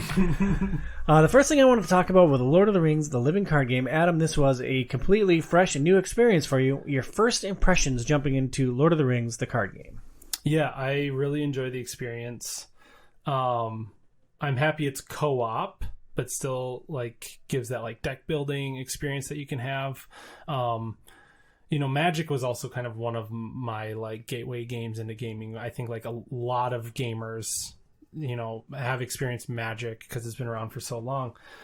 I like deck building in Magic, but I just like the constant release of sets and then like having to buy booster after booster after booster is like frustrating to me.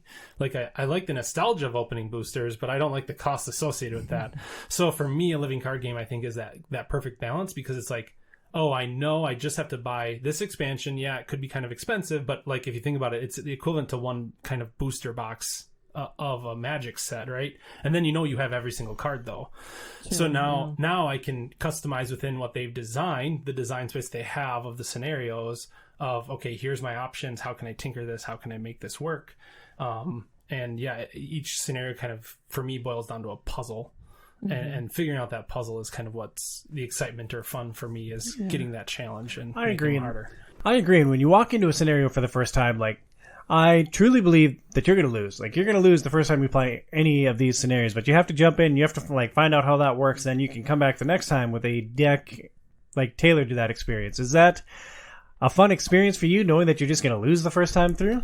Yeah, I mean, I think part of it is like, for me, it's like, okay, like you learn the scenarios and you get better just from like the knowledge that you have gained, which is kind of like a real life parallel, right? Mm-hmm. Like hindsight's 20/20 is what they say, right? So once you learn, but for me too, it's kind of like, okay, so I'm going to build it for the scenario, but I'm going to throw in these couple other cards because I want to see then for the next one if I can just make this work, right? So it's like, can I find almost that master key? And I know the master key doesn't work from what I've read online of doing research into some of this. But for me, it's like, well, how far can I take this master key? How many doors is this one going to unlock, kind of type thing?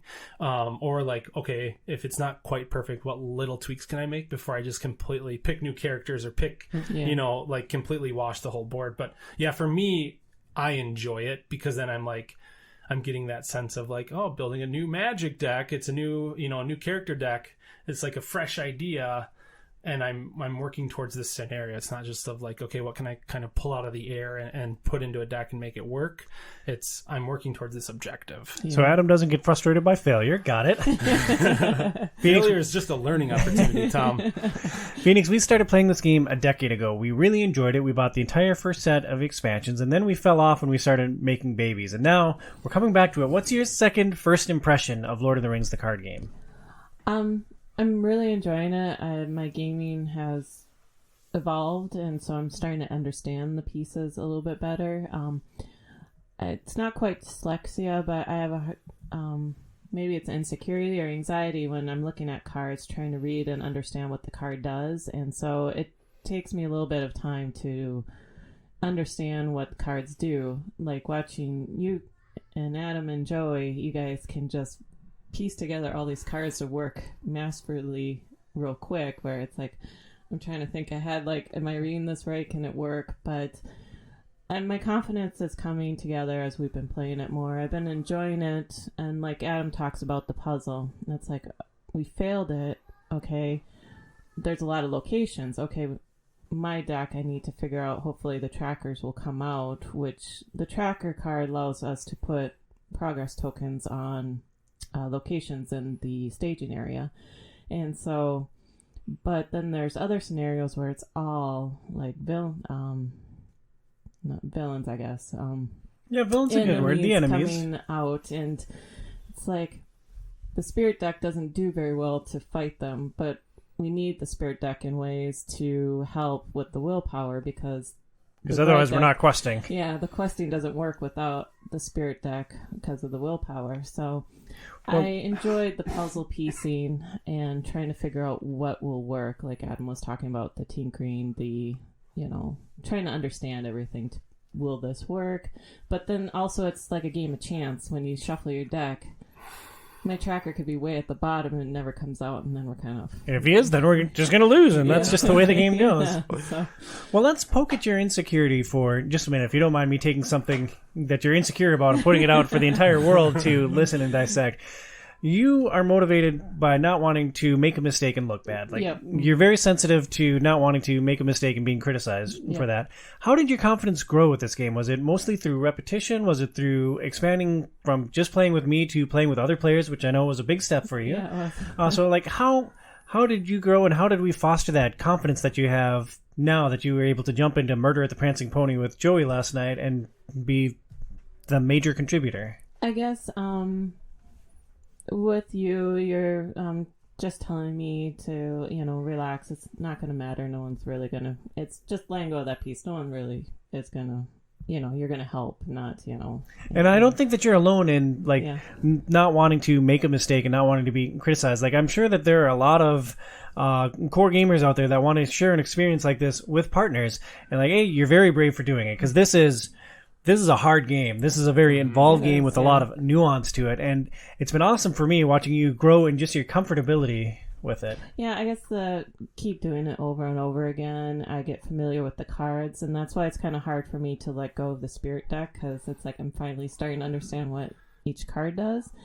But the purple deck, the leadership deck, the one time I did play it, it went better than I thought it would, because of being able to play the scenarios over and over again to understand and try to comprehend what the card is saying, because like you guys have always run into vagueness of rules, vagueness of how they write things. You got a great picture of Adam and I both referencing the rule books as we were trying to look something up. Yeah, it's just, I know that's part of gaming, is trying to interpret it the way it's said, because, there's so much ambiguity sometimes with games, and I guess that's taps into my insecurities. It's like I just don't want to the ambiguity get it wrong, I guess. But again, repetition helped a lot. I guess building my own deck a little bit helped me. And this is the first time like you've built your own deck for anything like this. And like you took all the blue spirit cards. Like we originally had multicolored decks, and we got our butts kicked. So we're like, well, maybe we need to do single color, and that also set us up for 4 players. So each player had their own discipline. But you took all the blue cards. You made your own deck. What were some of the highs and lows of that experience? I'm still having a hard time knowing how to synergize the spirit deck because there's a lot of pieces that help with willpower and threat, but the Rohan, which is part of that spirit deck, I can't figure out how to synergize those cards together very well. So a lot of times I'm discarding them to increase the willpower of Eowyn. So I'm still a learning curve for me, but it helped. I mean, it helped for me to actually try to sit down and think about it. If I could do 4 steps out in a pretend scenario in my head, where watching you guys can be like 5 or 6 steps ahead. You give us way too much credit. I was gonna say we're maybe like a half a step ahead, just making it look good. But you did a fantastic job, by the way. Oh, I don't think. I think a lot of people are actually from, that same feeling, that same area. And I think that, like, same thing with my wife, Nicole. Not a gamer. She tries to play games with me if she can. Mm-hmm. Problem with her is she's so darn competitive. She doesn't want to play co-op games. I'm like, come on, Nicole. Co-op games would be awesome because I can... So I maybe am weird. It's like, yeah, not only do I like the puzzle of the game, but I love bringing on new people to teach board games. Mm-hmm. Like you and Burns are both phenomenal facilitators, and I love that about you guys. Because part of that, too, is watching the gears click in people's head for me is... also just as exciting to be able to teach people those games and things like that. I mean, I've been asked to come teach at Gen Con, like Twilight Imperium and like huge games like that, just to people who are just like signing up off of a whim because they want to learn it. Mm-hmm. I enjoy thoroughly watching and teaching people board games because I think board games are amazing just in today's virtual world of bringing people together. So like also seeing that click in people's minds is awesome. So and that's what I love about this game in ways is like you were talking about, is just the storytelling. Whoever designed this game is just the replayability and just figuring out how it would work with 2 players, 4 players, and single player. The game is very hard, but it allows us to challenge ourselves to, and that's what I love about board games. Ones that are cleverly done, which I've talked about before, especially co-op games where you play against the game. You have to design it in a way where it's not too hard so that people will come back to play it, and not too easy that people are like done with it. So props to Nate French, the designer. What disciplines did we enjoy playing? Phoenix, we talked about you with the blue deck, with the spirit deck. Adam, which was your favorite of the disciplines? Oh yeah, I think I have to go with my aggro purple. I think I harnessed that really well in our playthrough. So I like leadership, which is purple, and I think maybe where that stems from too is that's the trait they kind of push you towards in solo play as well. So that was kind of my first experience as well. So, kind of find what you're comfortable with, you go with it. I do eventually branch out a little bit. I also do really like spirit, but if I had to just pick one, I probably right now would pick the leadership purple. For the solo play, do they want you to have mixed decks to... They definitely promote it. And I think... like I was telling Tom, I think just before we started recording with that, I kind of actually like to play 2-handed. So I almost play 2 decks at once. Oh, okay. Because if you play solo, and it is actually one of the highest rated solo games, actually. Oh, really? But by playing true solo is what some would call it, where I am just playing 1 deck, 1 hand, you miss out on things like the ranged attacks and Sentinel. You can't fully utilize all the cards to their full potential. So that's where I think 2 players really shines, or 1 player playing by himself and then, running from one end of the table to the back. I don't actually do that. I just have them side by side. But I think 2 players is awesome because it shows all that. But yes, they very much promote mixing, like not having just a solo like color deck. You can do it, obviously. Yeah. That's how they set you up in the tutorial. But I think kind of 2 players at 2 colored decks, so you pick 2 different traits, is kind of where it shines really well, because you get too many. I mean, triple colored decks are fun, but you are very susceptible to, didn't draw the right cards. Like you're way more susceptible to that RNG than if you have just like 2 that you're just bouncing off of. Sure. And then the piece about mixing the 2 classes together into one deck, I know like the resource tokens, it's like how many heroes do you have out, because that resource token on that hero, if you want to spend for a card, it has to match the color of the card, right? Mm-hmm. Yeah. So if you only have 1 purple hero and 2 blue heroes, you're kind of that resource mechanic. I just wish you could have more resources that come out, but I guess that would be a little bit of a challenge too, is just making sure you have enough resources coming out to pay for those cards. And where I've learned with that actually is there's cards that allow you to add traits to people. That's true. So then right there, that's where you make sure you have one of those in, and now it's like, okay, I only had 1. Let's say I had 2 purple and 1 blue. There's a card that, you know, you can switch a leadership card to a blue spirit card. True. Or include it in. So now it's like, now I'm kind of like 2 and 2 or 1.5 and 1.5. Okay, So there's ways to kind of manipulate that to your advantage as well. Because I guess I haven't run into a lot of those cards, but well, we stripped them all out when we went to single color. We had them in the decks originally. That's true. Yeah, but I guess if we go back to it, I guess it would be interesting for us to try to build our decks mixed and try doing it that way. But I guess for the heroes themselves, when you did a solo play, was it easier with the 3 heroes out or 2? Yeah, I after I've played more, I really believe in the 3. Oh, really? Even with the threat with level? the higher threat, just because you're just generating so many more resources that you're allowed to get more cards out. But there's the secrecy mechanic, and that only works if your threat is below 20, which is hard enough to do with 2 heroes. Yeah, and I mean, if you want to play to that, I mean, that's fine. I was gonna try a single hero playthrough with just Bilbo, so I was drawing an extra card every turn, but I never got around to it. And you know, I haven't explored that much, and part of it's like I've done some research online because that's just how I operate with things. But I also don't want to ruin the fun of finding out the puzzle, so it's like I'm very limited on what I look into. So in terms of the secret, and like I guarantee you, there's like crazy 1 hero strategies or 2 hero strategies that play into that. I just haven't explored that venue of the game, but that's what's exciting about it, is just that mileage you get out of a game that's so simple with just cards can be so complex and exciting still. Well, I guess that's the thing. I was like, last night too, playing with Joey, so when we play, we have the 3 heroes and we have to add up the threat, and that's where we start. And with each cycle, we have to flip the threat higher and higher. But I know with 2 heroes, it's nice to be at that lower threat. But again, that resource, not getting enough resources to pay for cards. But it's just, you found the higher threat wasn't too much of a hindrance for Typically you? not. I mean, if you pick all of the highest threat heroes and you're starting at like 35, you're kind of like, well, what did I do to myself? But like if you combo, like if you are like, if you're thinking about it a little bit and you're like, okay, this person is higher threat, so I want to probably find a little bit lower threats here. Or like you kind of pick that 1 or 2 card and then build around that, is what I've been finding for myself anyways. So it's like, but for the most part, for me personally and my play style, which can be different than everyone else's, that's totally fine. I found the 3 heroes is where I like to sit with playing, because I don't feel as strapped for resources as I do with 2. And your preference?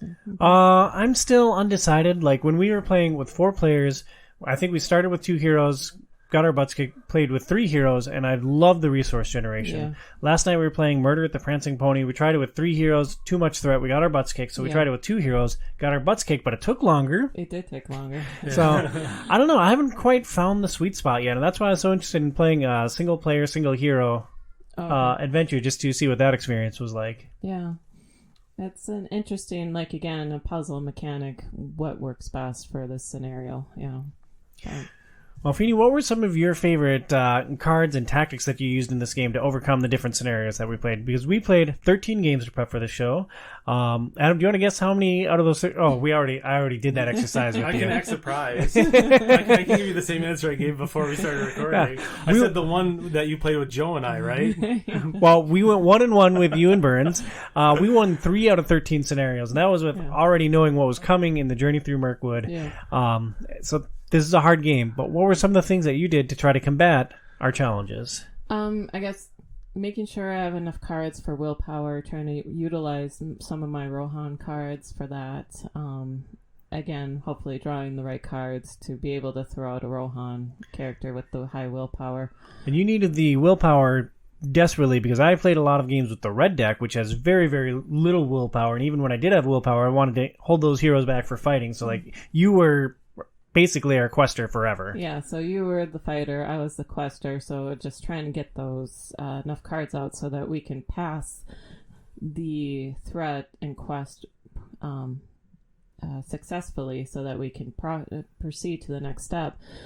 The trackers were great. I have one tracker that does active tokens on the active location, and then I have a tracker that does every location in the staging area, which is a godsend, because Yes. these locations just pile up, and like being able to chip away at them without having to quest for every single one of them. Honestly, I don't know how you beat any of these scenarios without those trackers. And then there's one character I liked a lot. I'm gonna butcher the name, but down here, or He's the dude who attacks up in the staging area? yeah, he's nice because I don't have a lot of fighters in my deck, and with him, he can at least try to ding people up in the staging area to help before they get to you, so that you don't have to try to keep fighting them over and over again. So that was kind of nice, and I like that mechanic. And I guess the other hero that I play with canceling treachery was nice for us. Do you remember her name, or do we just call her Treachery Lady? Treachery lady, yeah. Old It Treachery works. Lady. We all know what we're talking about.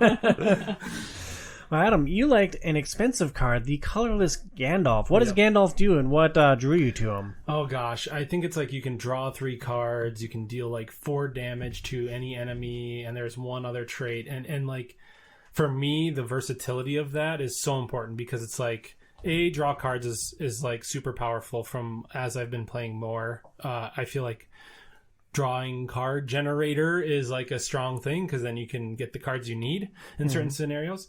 But also just to be able to place like mega damage out on the board is like super important if you're trying to like knock down a really bad boss, or like deal with someone that's not very fun to deal with. Just being able to throw that out. But like you said, he's very expensive, so it's definitely like a high cost, high reward type situation. He costs 5. If you're playing with 3 heroes, you're generating 3 resources a turn. So it's basically 2 turns of resource generation to summon Gandalf, and he lasts for 1 turn. He pops in, Yep. he does a big thing, and then he's out of there. Yep, but really, if you have also resource generation on, so if you add, like, there's another card I called out, and some of my favorites was like the Steward of Gondor, which is a purple card. You get to generate 2 extra resources on whatever hero that's on. So it's like right there, it's like, boom, if you have 3 heroes, you can actually Gandalf in 1 turn. And yeah, that's expensive, but that's kind of where the combos come in, is just realizing like, okay, this guy is expensive. How do I set myself up for that? That's not crippling as well. My favorite card, my favorite thing to do in this game is a similar mechanic to the Steward of Gondor. It's a resource generator. I believe it's the Horn of Gondor. You attach it to a hero, and then anytime a character leaves play, that hero gets a resource. So I would always strap it on Legolas, and even without prompting him, Burns did the same thing. We always put the Horn of Gondor on Legolas, so every time someone dies, Legolas would eat their bodies and get a resource, and it just amused me to no end. Well, he's good to attach it to because he's got ranged, right? If I'm remembering that correctly. So you're usually using him to shoot all the bad guys down anyway. So it's kind of like, a little reward for the guy who's doing all the work, I guess, right? Yeah, just picture Orlando Bloom eating all the bodies. It's great. I was also a big fan of the Gondorian Spearman, who is a cheap ally in the red or tactics deck. Their shtick is they go out for cheap, and every time you declare them as a defender, they do 1 damage to the attacker. So they generally die on that first attack, but at least you get something against that enemy, and that was a tactic that I relied on a lot. Adam, there's something with green that you like, the Dark Knowledge card? Yeah, so as I've been playing more, I'm realizing like there are opportunities where, unless you're playing hardcore campaign mode, the damage at the end of the scenario, if you've won, doesn't matter, right? So like it's so basically you just need 1 body surviving. Right. Like, out of our 3 wins, we had at least 1 that was 1 hero remaining. So it's kind of like the joke about like, oh, what do you call doctors that get C's in school? And everyone's like, what? And you're like, a doctor, right? Like it doesn't matter at the end of the day, right? So it's like, so for me, it's all about how to find ways to kind of like most cost efficiently get through the scenario. So dark knowledge is a 1 resource cost, so almost as cheap as you can get. And it allows you to look at a shadow card dealt to you for when you attach it to someone, it's -1 willpower is what it is. So if you have someone that you're tapping that you have in green a lot for other things besides questing maybe, or, you know, if they're a healer or whatever, it's not that big of a cost really. Like you find someone who's not using their willpower anyways. But the big thing is then it's like almost every turn you have the availability to look at a shadow card dealt to you. So when you're playing, it's super important because I found at times you're like, well, if I don't block this attack, I could really set myself up good for the next turn, and it's fine that I'll take, you know, a couple damage. But what is that shadow card? Because if those shadow cards go unblocked, they get really nasty. They can. So by being able to just take a peek at a shadow card, being like, if I don't block this guy, is this going to be okay? And then being able to reassure yourself that it is, it can really catapult you further in some of the scenarios. Yeah, I've lost multiple heroes to gambling on the shadow cards. So, and then I guess just because I've had to dabble in all the colors, I tried calling out actually 1 card per color that I really liked here. So we already talked about Gandalf being colorless. We talked about Dark Knowledge as a green card, and we talked about the Steward of Gondor being purple. 1 card I really, really like is Thalen. He's a red hero. And what I love about him is I have no hesitation to committing him to the quest every single time, because his hero ability is when a enemy comes out, he auto deals 1 damage to every enemy dealt out that time. So it's like, it's fun because you're like, oh, I'm contributing to the willpower or the quest while also damaging anyone that comes out. So you kind of feel like you're dual purposing. Yeah, sure. And when you feel like you can do that, when you have like 1 of 3 options, well, let's just say 4 with character abilities, sometimes options your hero can do, you're kind of like, well, if I'm getting 2, that feels like I'm cheating. So it's just a good feeling for me. And then I know you mentioned Eowyn, and one epiphany moment I had when researching just some of her is we utilized her at first, and I even did this in my solo playthroughs a couple times until I read a little bit. I'm like, hang on a second. So we always did it to where before we quested, we would commit our cards. Yeah. Well, it's an action, so you can actually use that action after you've flipped out the cards. Oh, okay. So now, instead of us like overcommitting or committing and not knowing how many cards we actually have to discard, what you can do, I found out just like last night actually is what it was that you can actually wait to see what comes out in the staging area and then decide if you need to discard any to either get it up to that threshold to meet it, or like, oh, we only need 1 person to actually discard to fulfill this quest. So our accidental overquesting could have been mitigated to some degree. A little bit. Interesting. Yeah. So like that's the hard thing I found with this game is those actions. When do you do it in every action phase? And it just comes with experience of playing the cards over and over and over again, or like thinking about it in a different way. And that's also something awesome about gaming, is everyone always seems to approach problems in the same direction they come from. And when you start gaming with others, you start realizing, oh, Phoenix thinks differently than I do, or Tom. Well, Tom's just aggressive, so he's always coming from that. From push that the pace, aspect. man. Yeah. So that's also like another fun thing for me, is just not only like figuring out the puzzle and not only like seeing the epiphany in everyone's minds that you're teaching, but also just like the epiphany of each individual card of figuring out how can I best utilize this to my advantage as well. Yeah. So, in the sets that you bought, Adam, do you have many dwarves? Yes, I bought a whole Dwarven expansion faction thing. I haven't cracked it open yet, though. But I also have the Riders of Rohan, so I feel like I need to open those both with you guys. We'll do the Rohan with Phoenix, and we'll do the Dwarves with Tom. Well, it's interesting because in the base game there weren't a lot of dwarves, but the whole first cycle introduced a lot of dwarves and dwarf mechanics, and then the first Saga expansion, I believe, was Khazad-dûm, which is all dwarf focused. So they have dwarves of all colors, and seeing that as I was building these decks, I'm like, all right, well, we're going to play 4 players, so I'm going to put all the dwarves in and all the dwarf stuff that I can possibly find. So we've had very dwarf-heavy experiences to this point. Yeah. I was just curious with the reprints if that was still the case. Yep, one of the first like deck expansions. They released the core set, and then they released like sub like faction. They didn't do this. They only did it for the core set. They haven't done it with the new Saga expansions and things like that. But they released, I think, 4 specific stylized character like deck building expansions. So there's like, I know there's Gondor, there's dwarves, I want to say there's elves, and then there's the Rohan as well. So we don't have very many elves. No, we didn't filter a lot in. There's some elves in the green deck. I don't think we have a lot of Gondor either. We have some, but no. There's some Gondor in the red. Okay. But, yeah. There's a lot of eagles that we're not using because I don't want to build a creature deck. Well, we've talked about the tools that we've used to overcome the challenges. Let's spend a little bit of time talking about our favorite scenarios and mechanics that we've had to overcome. And then once we've talked about that, Adam, I want to talk about the campaign a little bit and how they string things together. Phoenix, your favorite scenario in Lord of the Rings, the card game? Just one we win. Well, those seem to be very few and far between. We had 3 wins. 2 of them came in Journey Through Mirkwood, right? Yes. Mm-hmm. Yeah, then we also beat Journey Down the Anduin one time. Just one time, yeah. But it'd be nice to try to beat the troll one. I guess that would be next on my list. Is I can't remember what it's called, but that was Conflict at the Carrick in the first cycle. I think it was the second expansion that was released. Yeah. It would be nice to beat that one, because that one's definitely difficult, and it would be nice to notch that off. I mean, the murder at the Prancing Pony would be fun, but right now, I can't see how we could defeat it with the decks we have. Yeah, it's really hard. And, like, each scenario is so different and interesting, at least through the ones that we played. And we played, looks like 6 different scenarios in our 13 playthroughs. Using Journey Down the Anduin as an example, that is the second scenario that's included with the base game. There's 3 phases to it, and in the second phase, the enemies, generally speaking, in Lord of the Rings, the card game, enemies will come out and attack the players each turn. In the second phase of this one, enemies don't come out unless you choose to have them come out and attack you. So they kind of pile up in the staging area, which seems like, great, we're not getting pummeled. Awesome. Yeah. Mm-hmm. Then you complete the second phase, you move on to the third phase.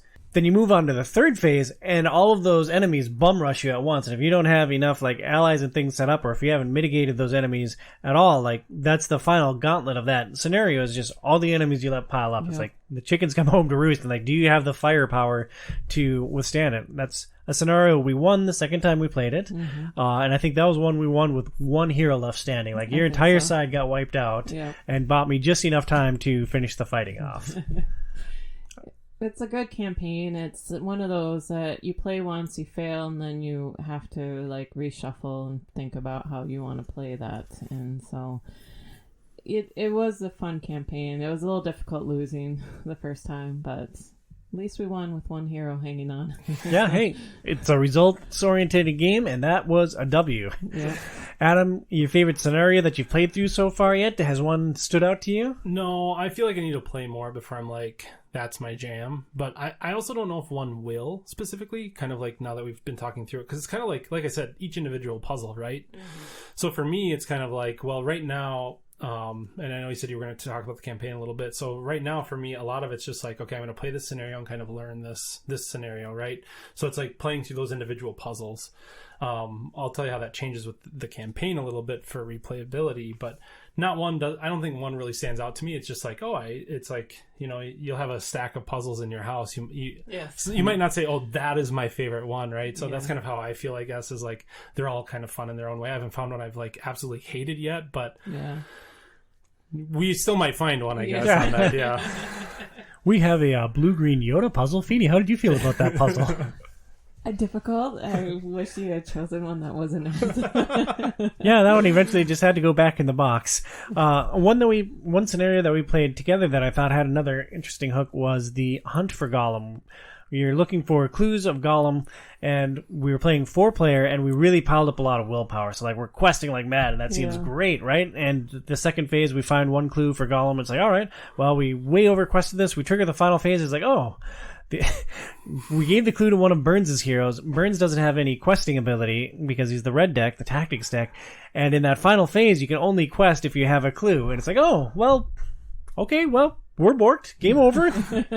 We played it out. We lost. We tried it again. Even knowing that hook, like we still couldn't overcome that in our second playthrough in the Hunt for Gollum. And I just thought the scenarios are very different, and it's interesting how they can surprise you with the different tactics. Maybe the new Eowyn mechanic that I just taught you guys, you can use as a trick to, you kind of almost have to sandbag the questing, but have it just right to get those Gollum clues. And I guess that just talking about that scenario, it's like, you know, you hear the term living card game. It's, when he first told me it's called a living card game, I'm like, how is it called a living card game? Because well, just like living, it infests your bank account and it just keeps eating forever. But it's just, just talking about the scenarios and how, you get a certain set of cards, but they fit together, again, using the word puzzles, for each scenario a different way. And so this whole game thrives and changes and evolves with the cards. And I guess I just wanted to say it's just the genius of this game, how the replayability, because the chances of cards coming out when they come out and everything, it is basically like reading a book, but you're playing it in ways. So, all right, Adam, tell us about the campaign, because that is a mechanic that's not in the original base game that we have or in the first cycle of cards. Mm-hmm. Yeah, so the campaign, it's something to Mirkwood or something is the first one, I believe. Journey through Mirkwood, maybe, right? yeah. No, it's I came so unprepared with like the specific scenario names like you have written down and stuff like that, but like I promise I played the game. No, but the campaign comes with like specific kind of campaign modes then, and what it does is it makes you play through a set of scenarios that kind of escalate. But what's cool is then it adds like a mechanic. So the first one I have, you get an elf, a free hero elf, neutral color, so you can use it for whatever you really need, but it actually has like quest completing triggers then, so it's like tied into the campaign. And then what's interesting is there's like benefits, so like there's boons and burdens that also attach to the campaign. So when like you complete what's that first one we played that we did just fine, it's the intro Passage scenario. through Mirkwood. Yeah, so that is the intro scenario to this campaign.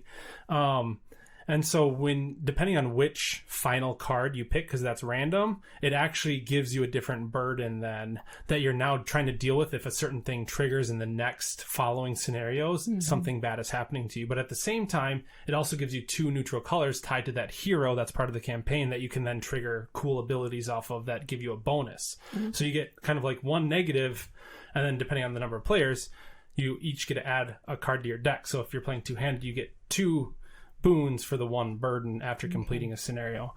It sounds like it makes the game more complicated, which is just what Lord of the Rings the card game needs. Yeah, just what I like though, right? So and then the cool thing is like, well, I don't know if it's cool or not, it's very thematic, but if a hero dies in the campaign, then you have to write that hero's name down. You can't use any hero, so like sometimes you'll have different versions of Gimli or whatever. You can't use any Gimli hero from there on out, because according to your campaign, Gimli is dead. Oh, wow. And then if that happens, and then you have to pick a new hero, if one of your heroes died and you have to sub in a new hero, no matter what, for every single scenario and no matter what heroes you have, you get +1 permanent threat to start each scenario past that. Now, let's say Tom is like, I really hate my green deck, and he's like, I want a different hero. He's now putting a +1 permanent threat on everyone in the party. So if you willingly swap out a hero into your party, everyone gains a +1 threat. So not only like do you have this like building like scenario situation, you also then have this permanent threat kind of like in the movies, like as the ring gets closer, stuff escalates, and you just have more threat, and it just becomes harder and harder and harder as well. And then Frodo fails us all. Yep. Freaking Frodo. That sounds really interesting. Let's move on to some of the highs and lows from this experience. Adam, the highest high of this game for you? For me, I know the game was like designed for 2 players, and it's like a top-rated solo game, and I know we've played it at 4 players, and I know you guys have played it at 3 as well. And the cool thing with this game is every experience is positive, right? So like this game truly shines, in my opinion, in the fact that like some games are like, oh, you should really just play this at 3, a 4th player adds 2 hours onto the game or whatever it is. This is like, no, if I'm playing by myself, it's just fine. If I'm just playing with my, significant other, it's just fine. If I'm playing with my group of buddies, guess what? It's just fine. Like, it's cool that you can play with no matter what player count, and you're not losing any sort of experience. The only caveat to that might be solo with the ranged and the sentinel and stuff like that, but you can get around that by playing 2-handed, I guess. So For me, my favorite experience was playing with 4 players with each of us having our own color. I love that. Feeny, what was your favorite experience player count-wise? Player count-wise? Yeah, I guess I really enjoyed the 4-player because it was fun to just be able to all work together to achieve this. Adam kept needling me for not healing anything. How did you feel about that? But it was nice because, you know, having all the colors out, having everyone work their certain deck together, you know, 2-player, it works well. I enjoy it, but yeah, I guess having the 4 just add a little bit more to the playing. Was it nice having like other people for me to boss around instead of just you? Or No. what was your favorite aspect of the game? The highest high for you, Phoenix? The highest high. Or maybe it's a low high? I don't know. Well, to me, it's a high and a low in ways because you can get very frustrated is how hard the game is. I enjoy the complexity and how hard it can be because then it drives you to, you know, be more clever, just drives you to do a little bit better with your decks and stuff and figure out the puzzle. And then the low part is it is hard and it's like, oh, we lost again. Do we really want to go through it again? You know? Well, we use Conflict at the Carrack as an example. That's the one where you fight 4 big trolls in the final phase of it. The first time we played that, you got knocked out on turn 2, and I got knocked out on turn 3, and that was just not fun. No. Just wasn't fun. But we played that one again. We knocked out one of the 4 trolls. We got a lot closer, and that was like a higher experience. So it can really fluctuate. And that was a difficulty 7 scenario. We played another difficulty 7 scenario. That was the Escape from Dol Guldur, which is in the Dol Guldur. I'm sure I butchered that, but that's in the base game. We played that once. I'm like, all right, let's watch a movie. Yeah, you did not like that one at all. No, so I agree that that it's hard and that it's both a high and a low. I really enjoyed choosing the heroes and tinkering with the decks. Like I tried to mix it up with heroes, but some of them just didn't seem as useful. Like there's I think a green and a red hero that if they're both on the table, they both get a benefit. But it's like with our single color decks, unless Burns chose that one red hero, it's like, well, I'm just never going to use this green one. Yeah. Last night I finally used Treebeard in the green deck, and like I literally never fought a thing with them. No, you didn't. It's like, oh well, awesome. I'm glad I have this great character that can pump himself up. But I liked having that flexibility in between scenarios to try to choose different heroes, try different tactics, and I really enjoyed just tinkering with all the stuff. And that's another high for me as well, is just being able to try to figure out which heroes, what to use, and tinkering with the decks. And, you know, as much as the decks, we can not go below the number 50, which makes it kind of hard because you don't go through half the deck sometimes when you're playing. At least we haven't, you know. It's like, but I have all these cards I have, you know, but... And drawing cards is a little bit challenging too, because if I discard a lot of cards to get the willpower out, there aren't a lot of mechanics to refill those cards, so it's a very delicate balancing act. Yeah. So it makes you think, and I enjoy that part of the game because it makes you think. It makes each experience a little different, and I really enjoy that aspects. And you know, talking about heroes and listening to talk about I'm going to butcher the name. Paladin or whatever. Felon. With him being able to do damage in the staging area as they come out, and then I was like, oh, we should put Dun here with him. You know, the two of them together might be able to knock some of the enemies out before they come out and attack. But it gets you thinking, like, oh, just listening to you guys talk is like, oh, we should try this.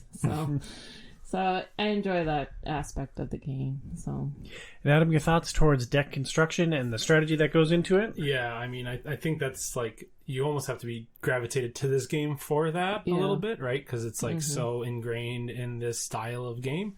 I think that's a plus for anyone playing, right? Like they go into it knowing it's like a deck building game, so I'm going to be building decks. And, you know, I think it's not your standard deck building game. Like if you think of like what deck building in terms of I'm totally gonna mind blank on the really popular one now.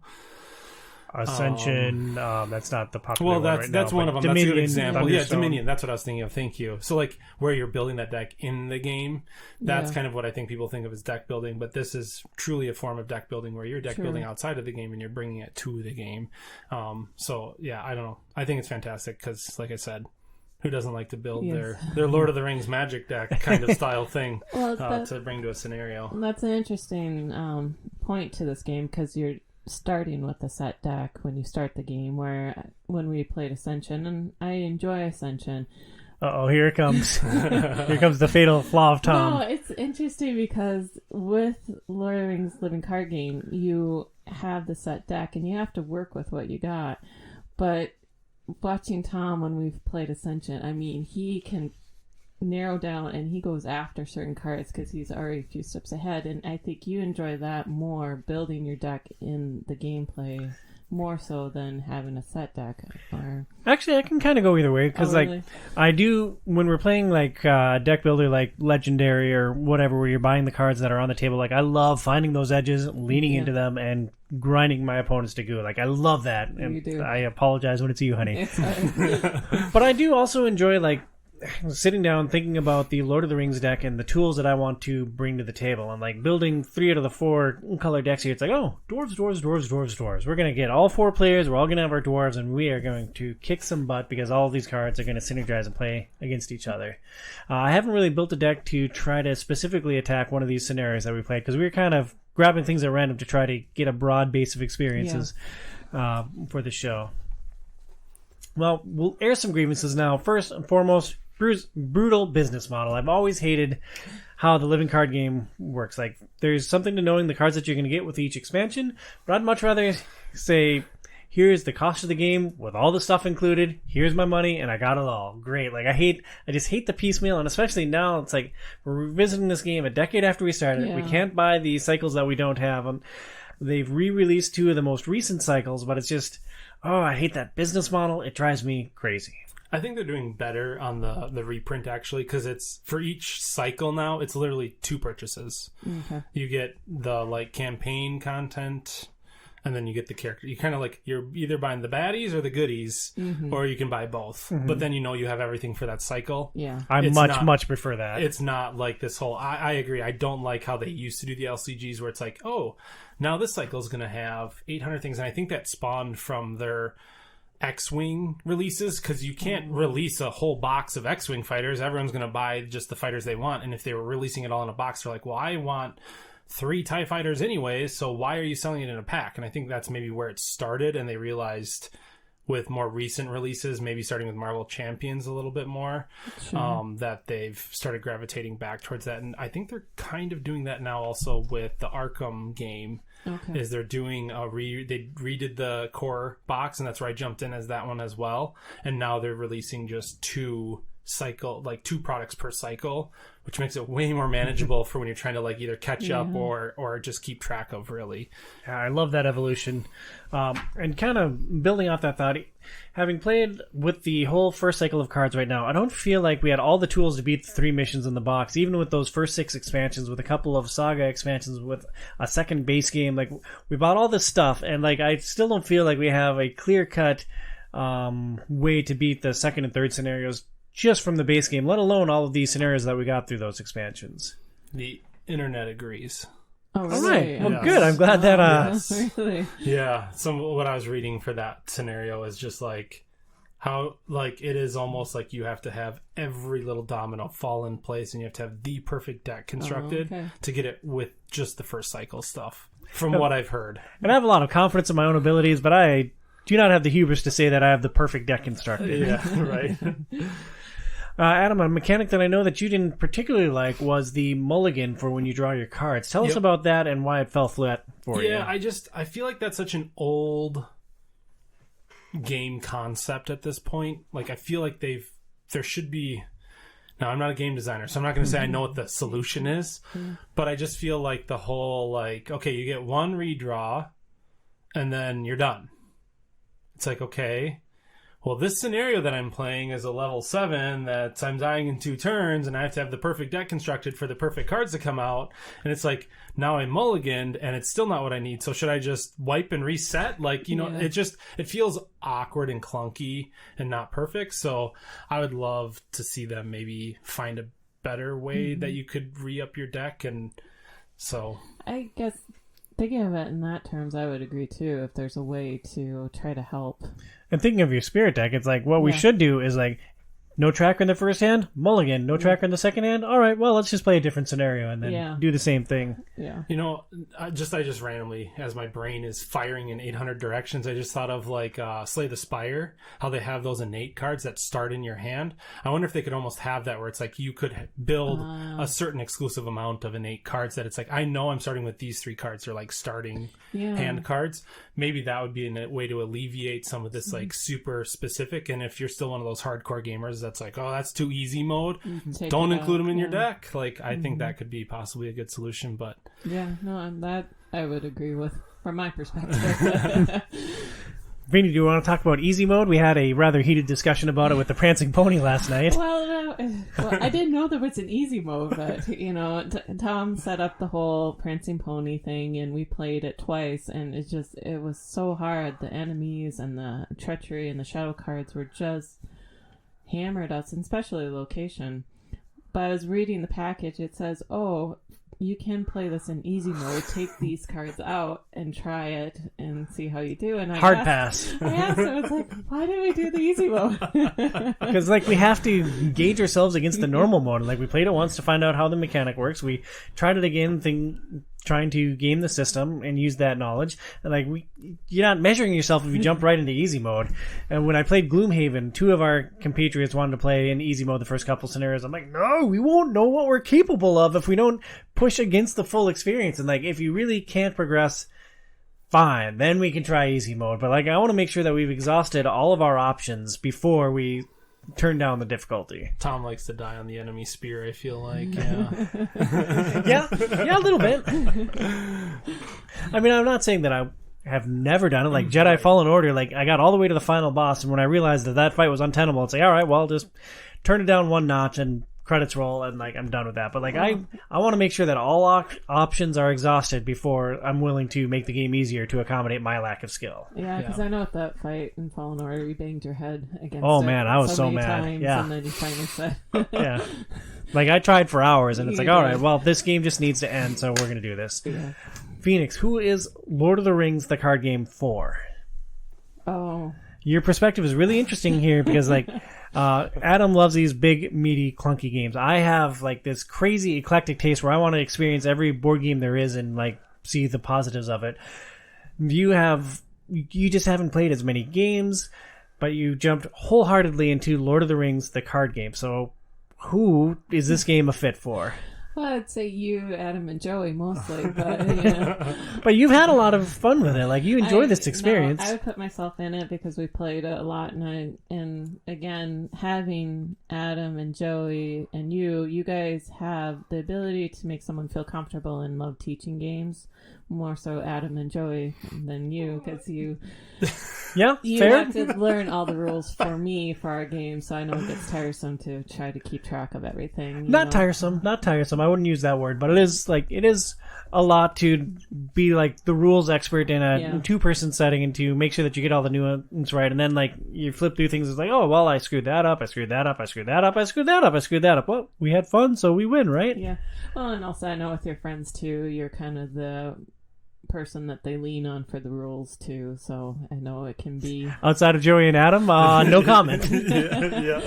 But yeah, for me, someone that has some experience to games, who loves co-op games but want to try something a little bit more challenging and a little bit more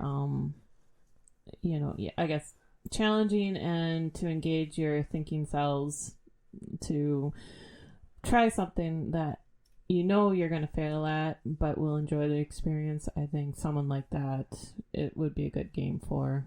And I guess as far as the living card games, I haven't played Champions with you, which I was nervous about trying, but now that we've played Lord of the Rings more, I might try Champions since it's supposed to be a little easier.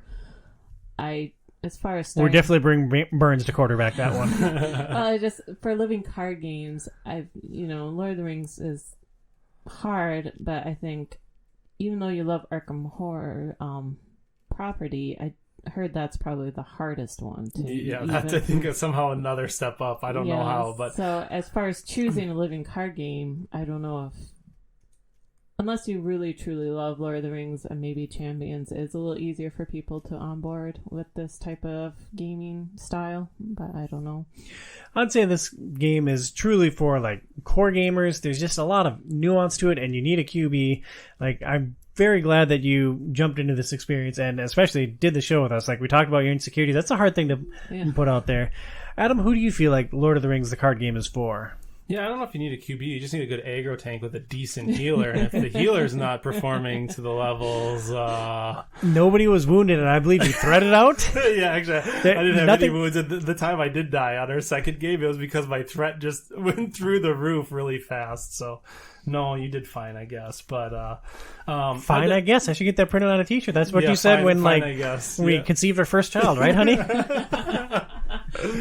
But yeah, I definitely think you have to be okay with a challenge to jump into this game. And like, you have to be okay losing, and like, I like to poke fun at my friend Casey a lot, because like, Casey gets really worked up when a game isn't like manageable. We had a very heated blow up about a scenario in Teenage Mutant Ninja Turtles Shadows of the Past, I think is our board game, and like, the scenario that he jumped into, he came in right at the end. It was very hard, and the heroes hadn't planned very well, and we're in a bad situation. He's like, this game's terrible, it's not balanced, blah blah blah. I'm like, well, that's intended to be a hard scenario, and like, if you win, you get this killer reward for the next scenario. So like, you're not supposed to win. It's not supposed to be easy. Like it, and if you're not willing to accept that sometimes you're not supposed to win, like, this is going to be a very frustrating game for you. Yeah, you definitely have to be okay with losing, because you will lose at multiple times as you're kind of growing as a player. And I think that's kind of another aspect of a trait of maybe what you would have to like, is you kind of want that deep strategy. I'm not saying like, I mean, you could have just a player come and be like, okay, I just build me a deck, please. I know the rules and I'll just play the deck. Yeah. That's fine. But like, if you really want to get into it, if you're the one buying the cards or whatever, I feel like you have to kind of be okay with that process of learning the scenarios, learning the strategies of the cards, how they interact, and really puzzling together that big picture of what the game is, I feel like. Another point that I just thought of, it's when we were doing this game, lately the girls have been taking a long time falling asleep for us, but you know, we've been able to keep the cards out on the table downstairs. We've been able to sit. It's a nice game to come down and play one scenario, maybe play it twice without spending 2 to 3 hours. Yeah, when you get your butt kicked in 2 turns, it goes pretty quick. Yeah. But it is, if you want to play something that's quick without investing a lot of time because it's late at night and you just want to at least play something. And the setup isn't horrible. Like, you have to pick out, there's different classes of enemy cards. So like, if you're playing Journey Down the Anduin, you might need the like Wolves deck and the Goblins deck and the like Saruman deck, and then you shuffle those together, you have your enemies set up, and like, you deal your cards and you jump into it. Yeah, and games like that are nice for us to have right now on the stage we're at with the girls as far as bedtime and getting stuff done before we have to go to bed. It's just nice to have games that you can sit down and maybe play in a short amount of time, even though you might fail, which is difficult to... And go to bed mad, which is always like great. But, you know, because a lot of times some board games you have to really commit to the setup, the time for the setup, sit down, and then you don't know sometimes how long that game is because your friends played Nemesis, and how many hours did they play that one? 6 hours for one playthrough. Yeah, and so it is nice to have games that you can just sit down that are complex and challenging without being long, and that's what I enjoy about this game too. Yeah, that is a really great point, and I didn't think of that at all. Definitely would agree with that as well. Yeah.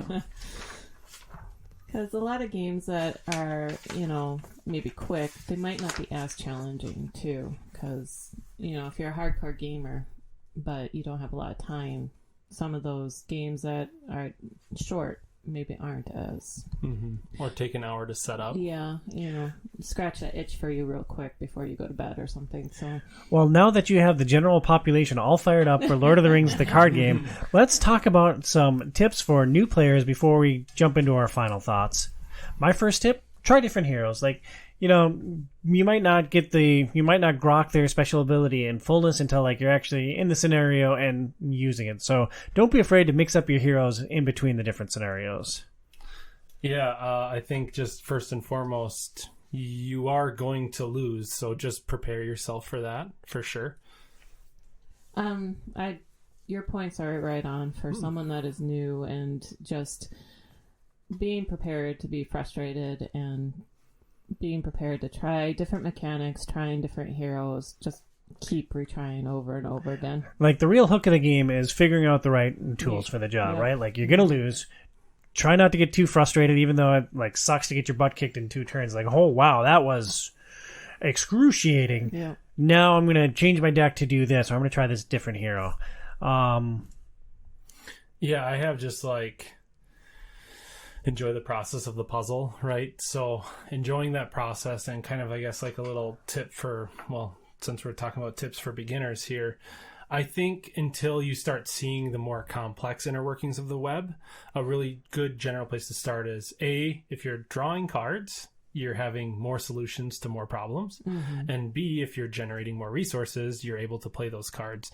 So like for a beginner, that's what I'd try to set them up with, is a deck that has resource generation increase comboed with card draw mechanic, because now you're seeing more cards, so you're getting more experience, and you're able to play those cards, so you feel like you're doing more. So I think that's a good way to kind of start to roll into it.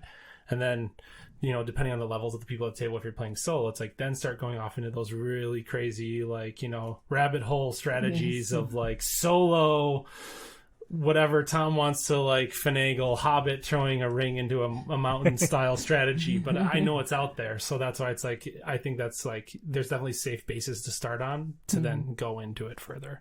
And any tips for solo players, Adam? I don't feel like I'm an expert enough on that, because I've also been playing I played solo the first time I walked through the scenario, and then ever since then, because then I played with you guys as well. With the multiple hands, I'm like, this feels a little better to me. So I've been playing 2-handed. Sure. Don't be scared to play 2-handed, because it definitely gives you a good experience. And like I said, it then doesn't take away if you bring a hero that you want to bring with ranged or sentinel. It allows them to fully be that hero that they intended to be for their cost. You definitely don't want to waste like cost value in this game at all. So, yeah, this game is hard, so you need to make the best use of all of your resources. So if you feel comfortable playing 2-handed, that's where I start. That's just kind of how I jive, though, with solo gaming a lot, like Too Many Bones as well. I always play at least 2 characters, because even though that's super complicated when it's a headache for one, but once you kind of learn them, it's a lot easier to do that. So you also see more cards and learn faster that way. So maybe that's my tip, I guess. Play 2-handed to start, and then go from there. So Adam, you jumped in for the show, you played a whole bunch. Are you like done with Lord of the Rings the card game now? Is like going back under the shelf until you eventually relegate it for something else? Or like what's your future and your final thoughts on Lord of the Rings the card game? Yep, I've already sold it. I'm done with it. I hate it. It's a bad experience. No, I think this just kind of lit the fire right now for me, and I think it's like the perfect game for my situation, where we're living in a townhome right now. We've had to downsize. Most of my board games are in storage with us building a house and things like that, and this is a card game that fits on my work desk, so I can literally just clean off my work papers, throw out the cards at night after Emily's in bed and Nicole said she's done of being awake for the day, and I'm like, okay, well, I still got like 5 more hours of energy before it's 2 a.m. and I should go to bed. I tell myself I should go to bed. So it's really easy for me to get out in my current situation too, just current living situation, where like some of the games are hard to do that with, like Burn Cycle, for example. I'd love to get a game of Burn Cycle out, but the problem is by the time I do that, I have to do it at the kitchen table. Well, guess what? That's where Emily eats breakfast in the morning, and the Burn Cycle mat's way too big, so I'd have to pick up part of the game. So it's like I started playing this, I'm like, oh my god, I'm so glad we're doing this for the podcast, because it's A, giving me an excuse to play it, and B, now it's like I found my love for it, and I knew not that I knew I was going to like the game, but I had a very good inkling that I would jive with this game for sure. Well, I'm so glad you had such a good experience with it. Phoenix, your second time around with Lord of the Rings, the card game, we got a lot deeper this time than we did in our first go-round. It's a nice fit for this stage of life for us, but your final thoughts and your takeaways from Lord of the Rings, the card game. I enjoyed it. I like the replayability of it, and again, the ease of setup and doing a quick scenario here and there. I truly enjoy it, and I would like us to keep trying to play more. And it'll be fun to set up maybe once a month, trying to get people, maybe Adam Joy over again, to do 4 players and try some of the doing that together. So I agree. That would be awesome. I love this game, and I want to share it with more of my friends. Like we have Pat's copy of the game. That was our second, and like I'm really bummed that he didn't come over to play it with me while it was like top of mind for the podcast. Sure. So thanks for ruining my life, Patrick. That is going to do it for our discussion on Tolkien and the Lord of the Rings, the card game. Next month, we're breaking down video game movies of the 2000s with our annual video game movie episode. Thank you so much for listening to this episode of Outside is Overrated. Please support our show at Patreon, on Patreon at patreon.com/OIO. For Adam Wilson at Ox's Auditorium and Phoenix at Phoenix Sidlogic OIO on Instagram, I'm Tom Sidlogic at Tom Sidlogic OIO. We'll talk to you next month. Stay inside, kids.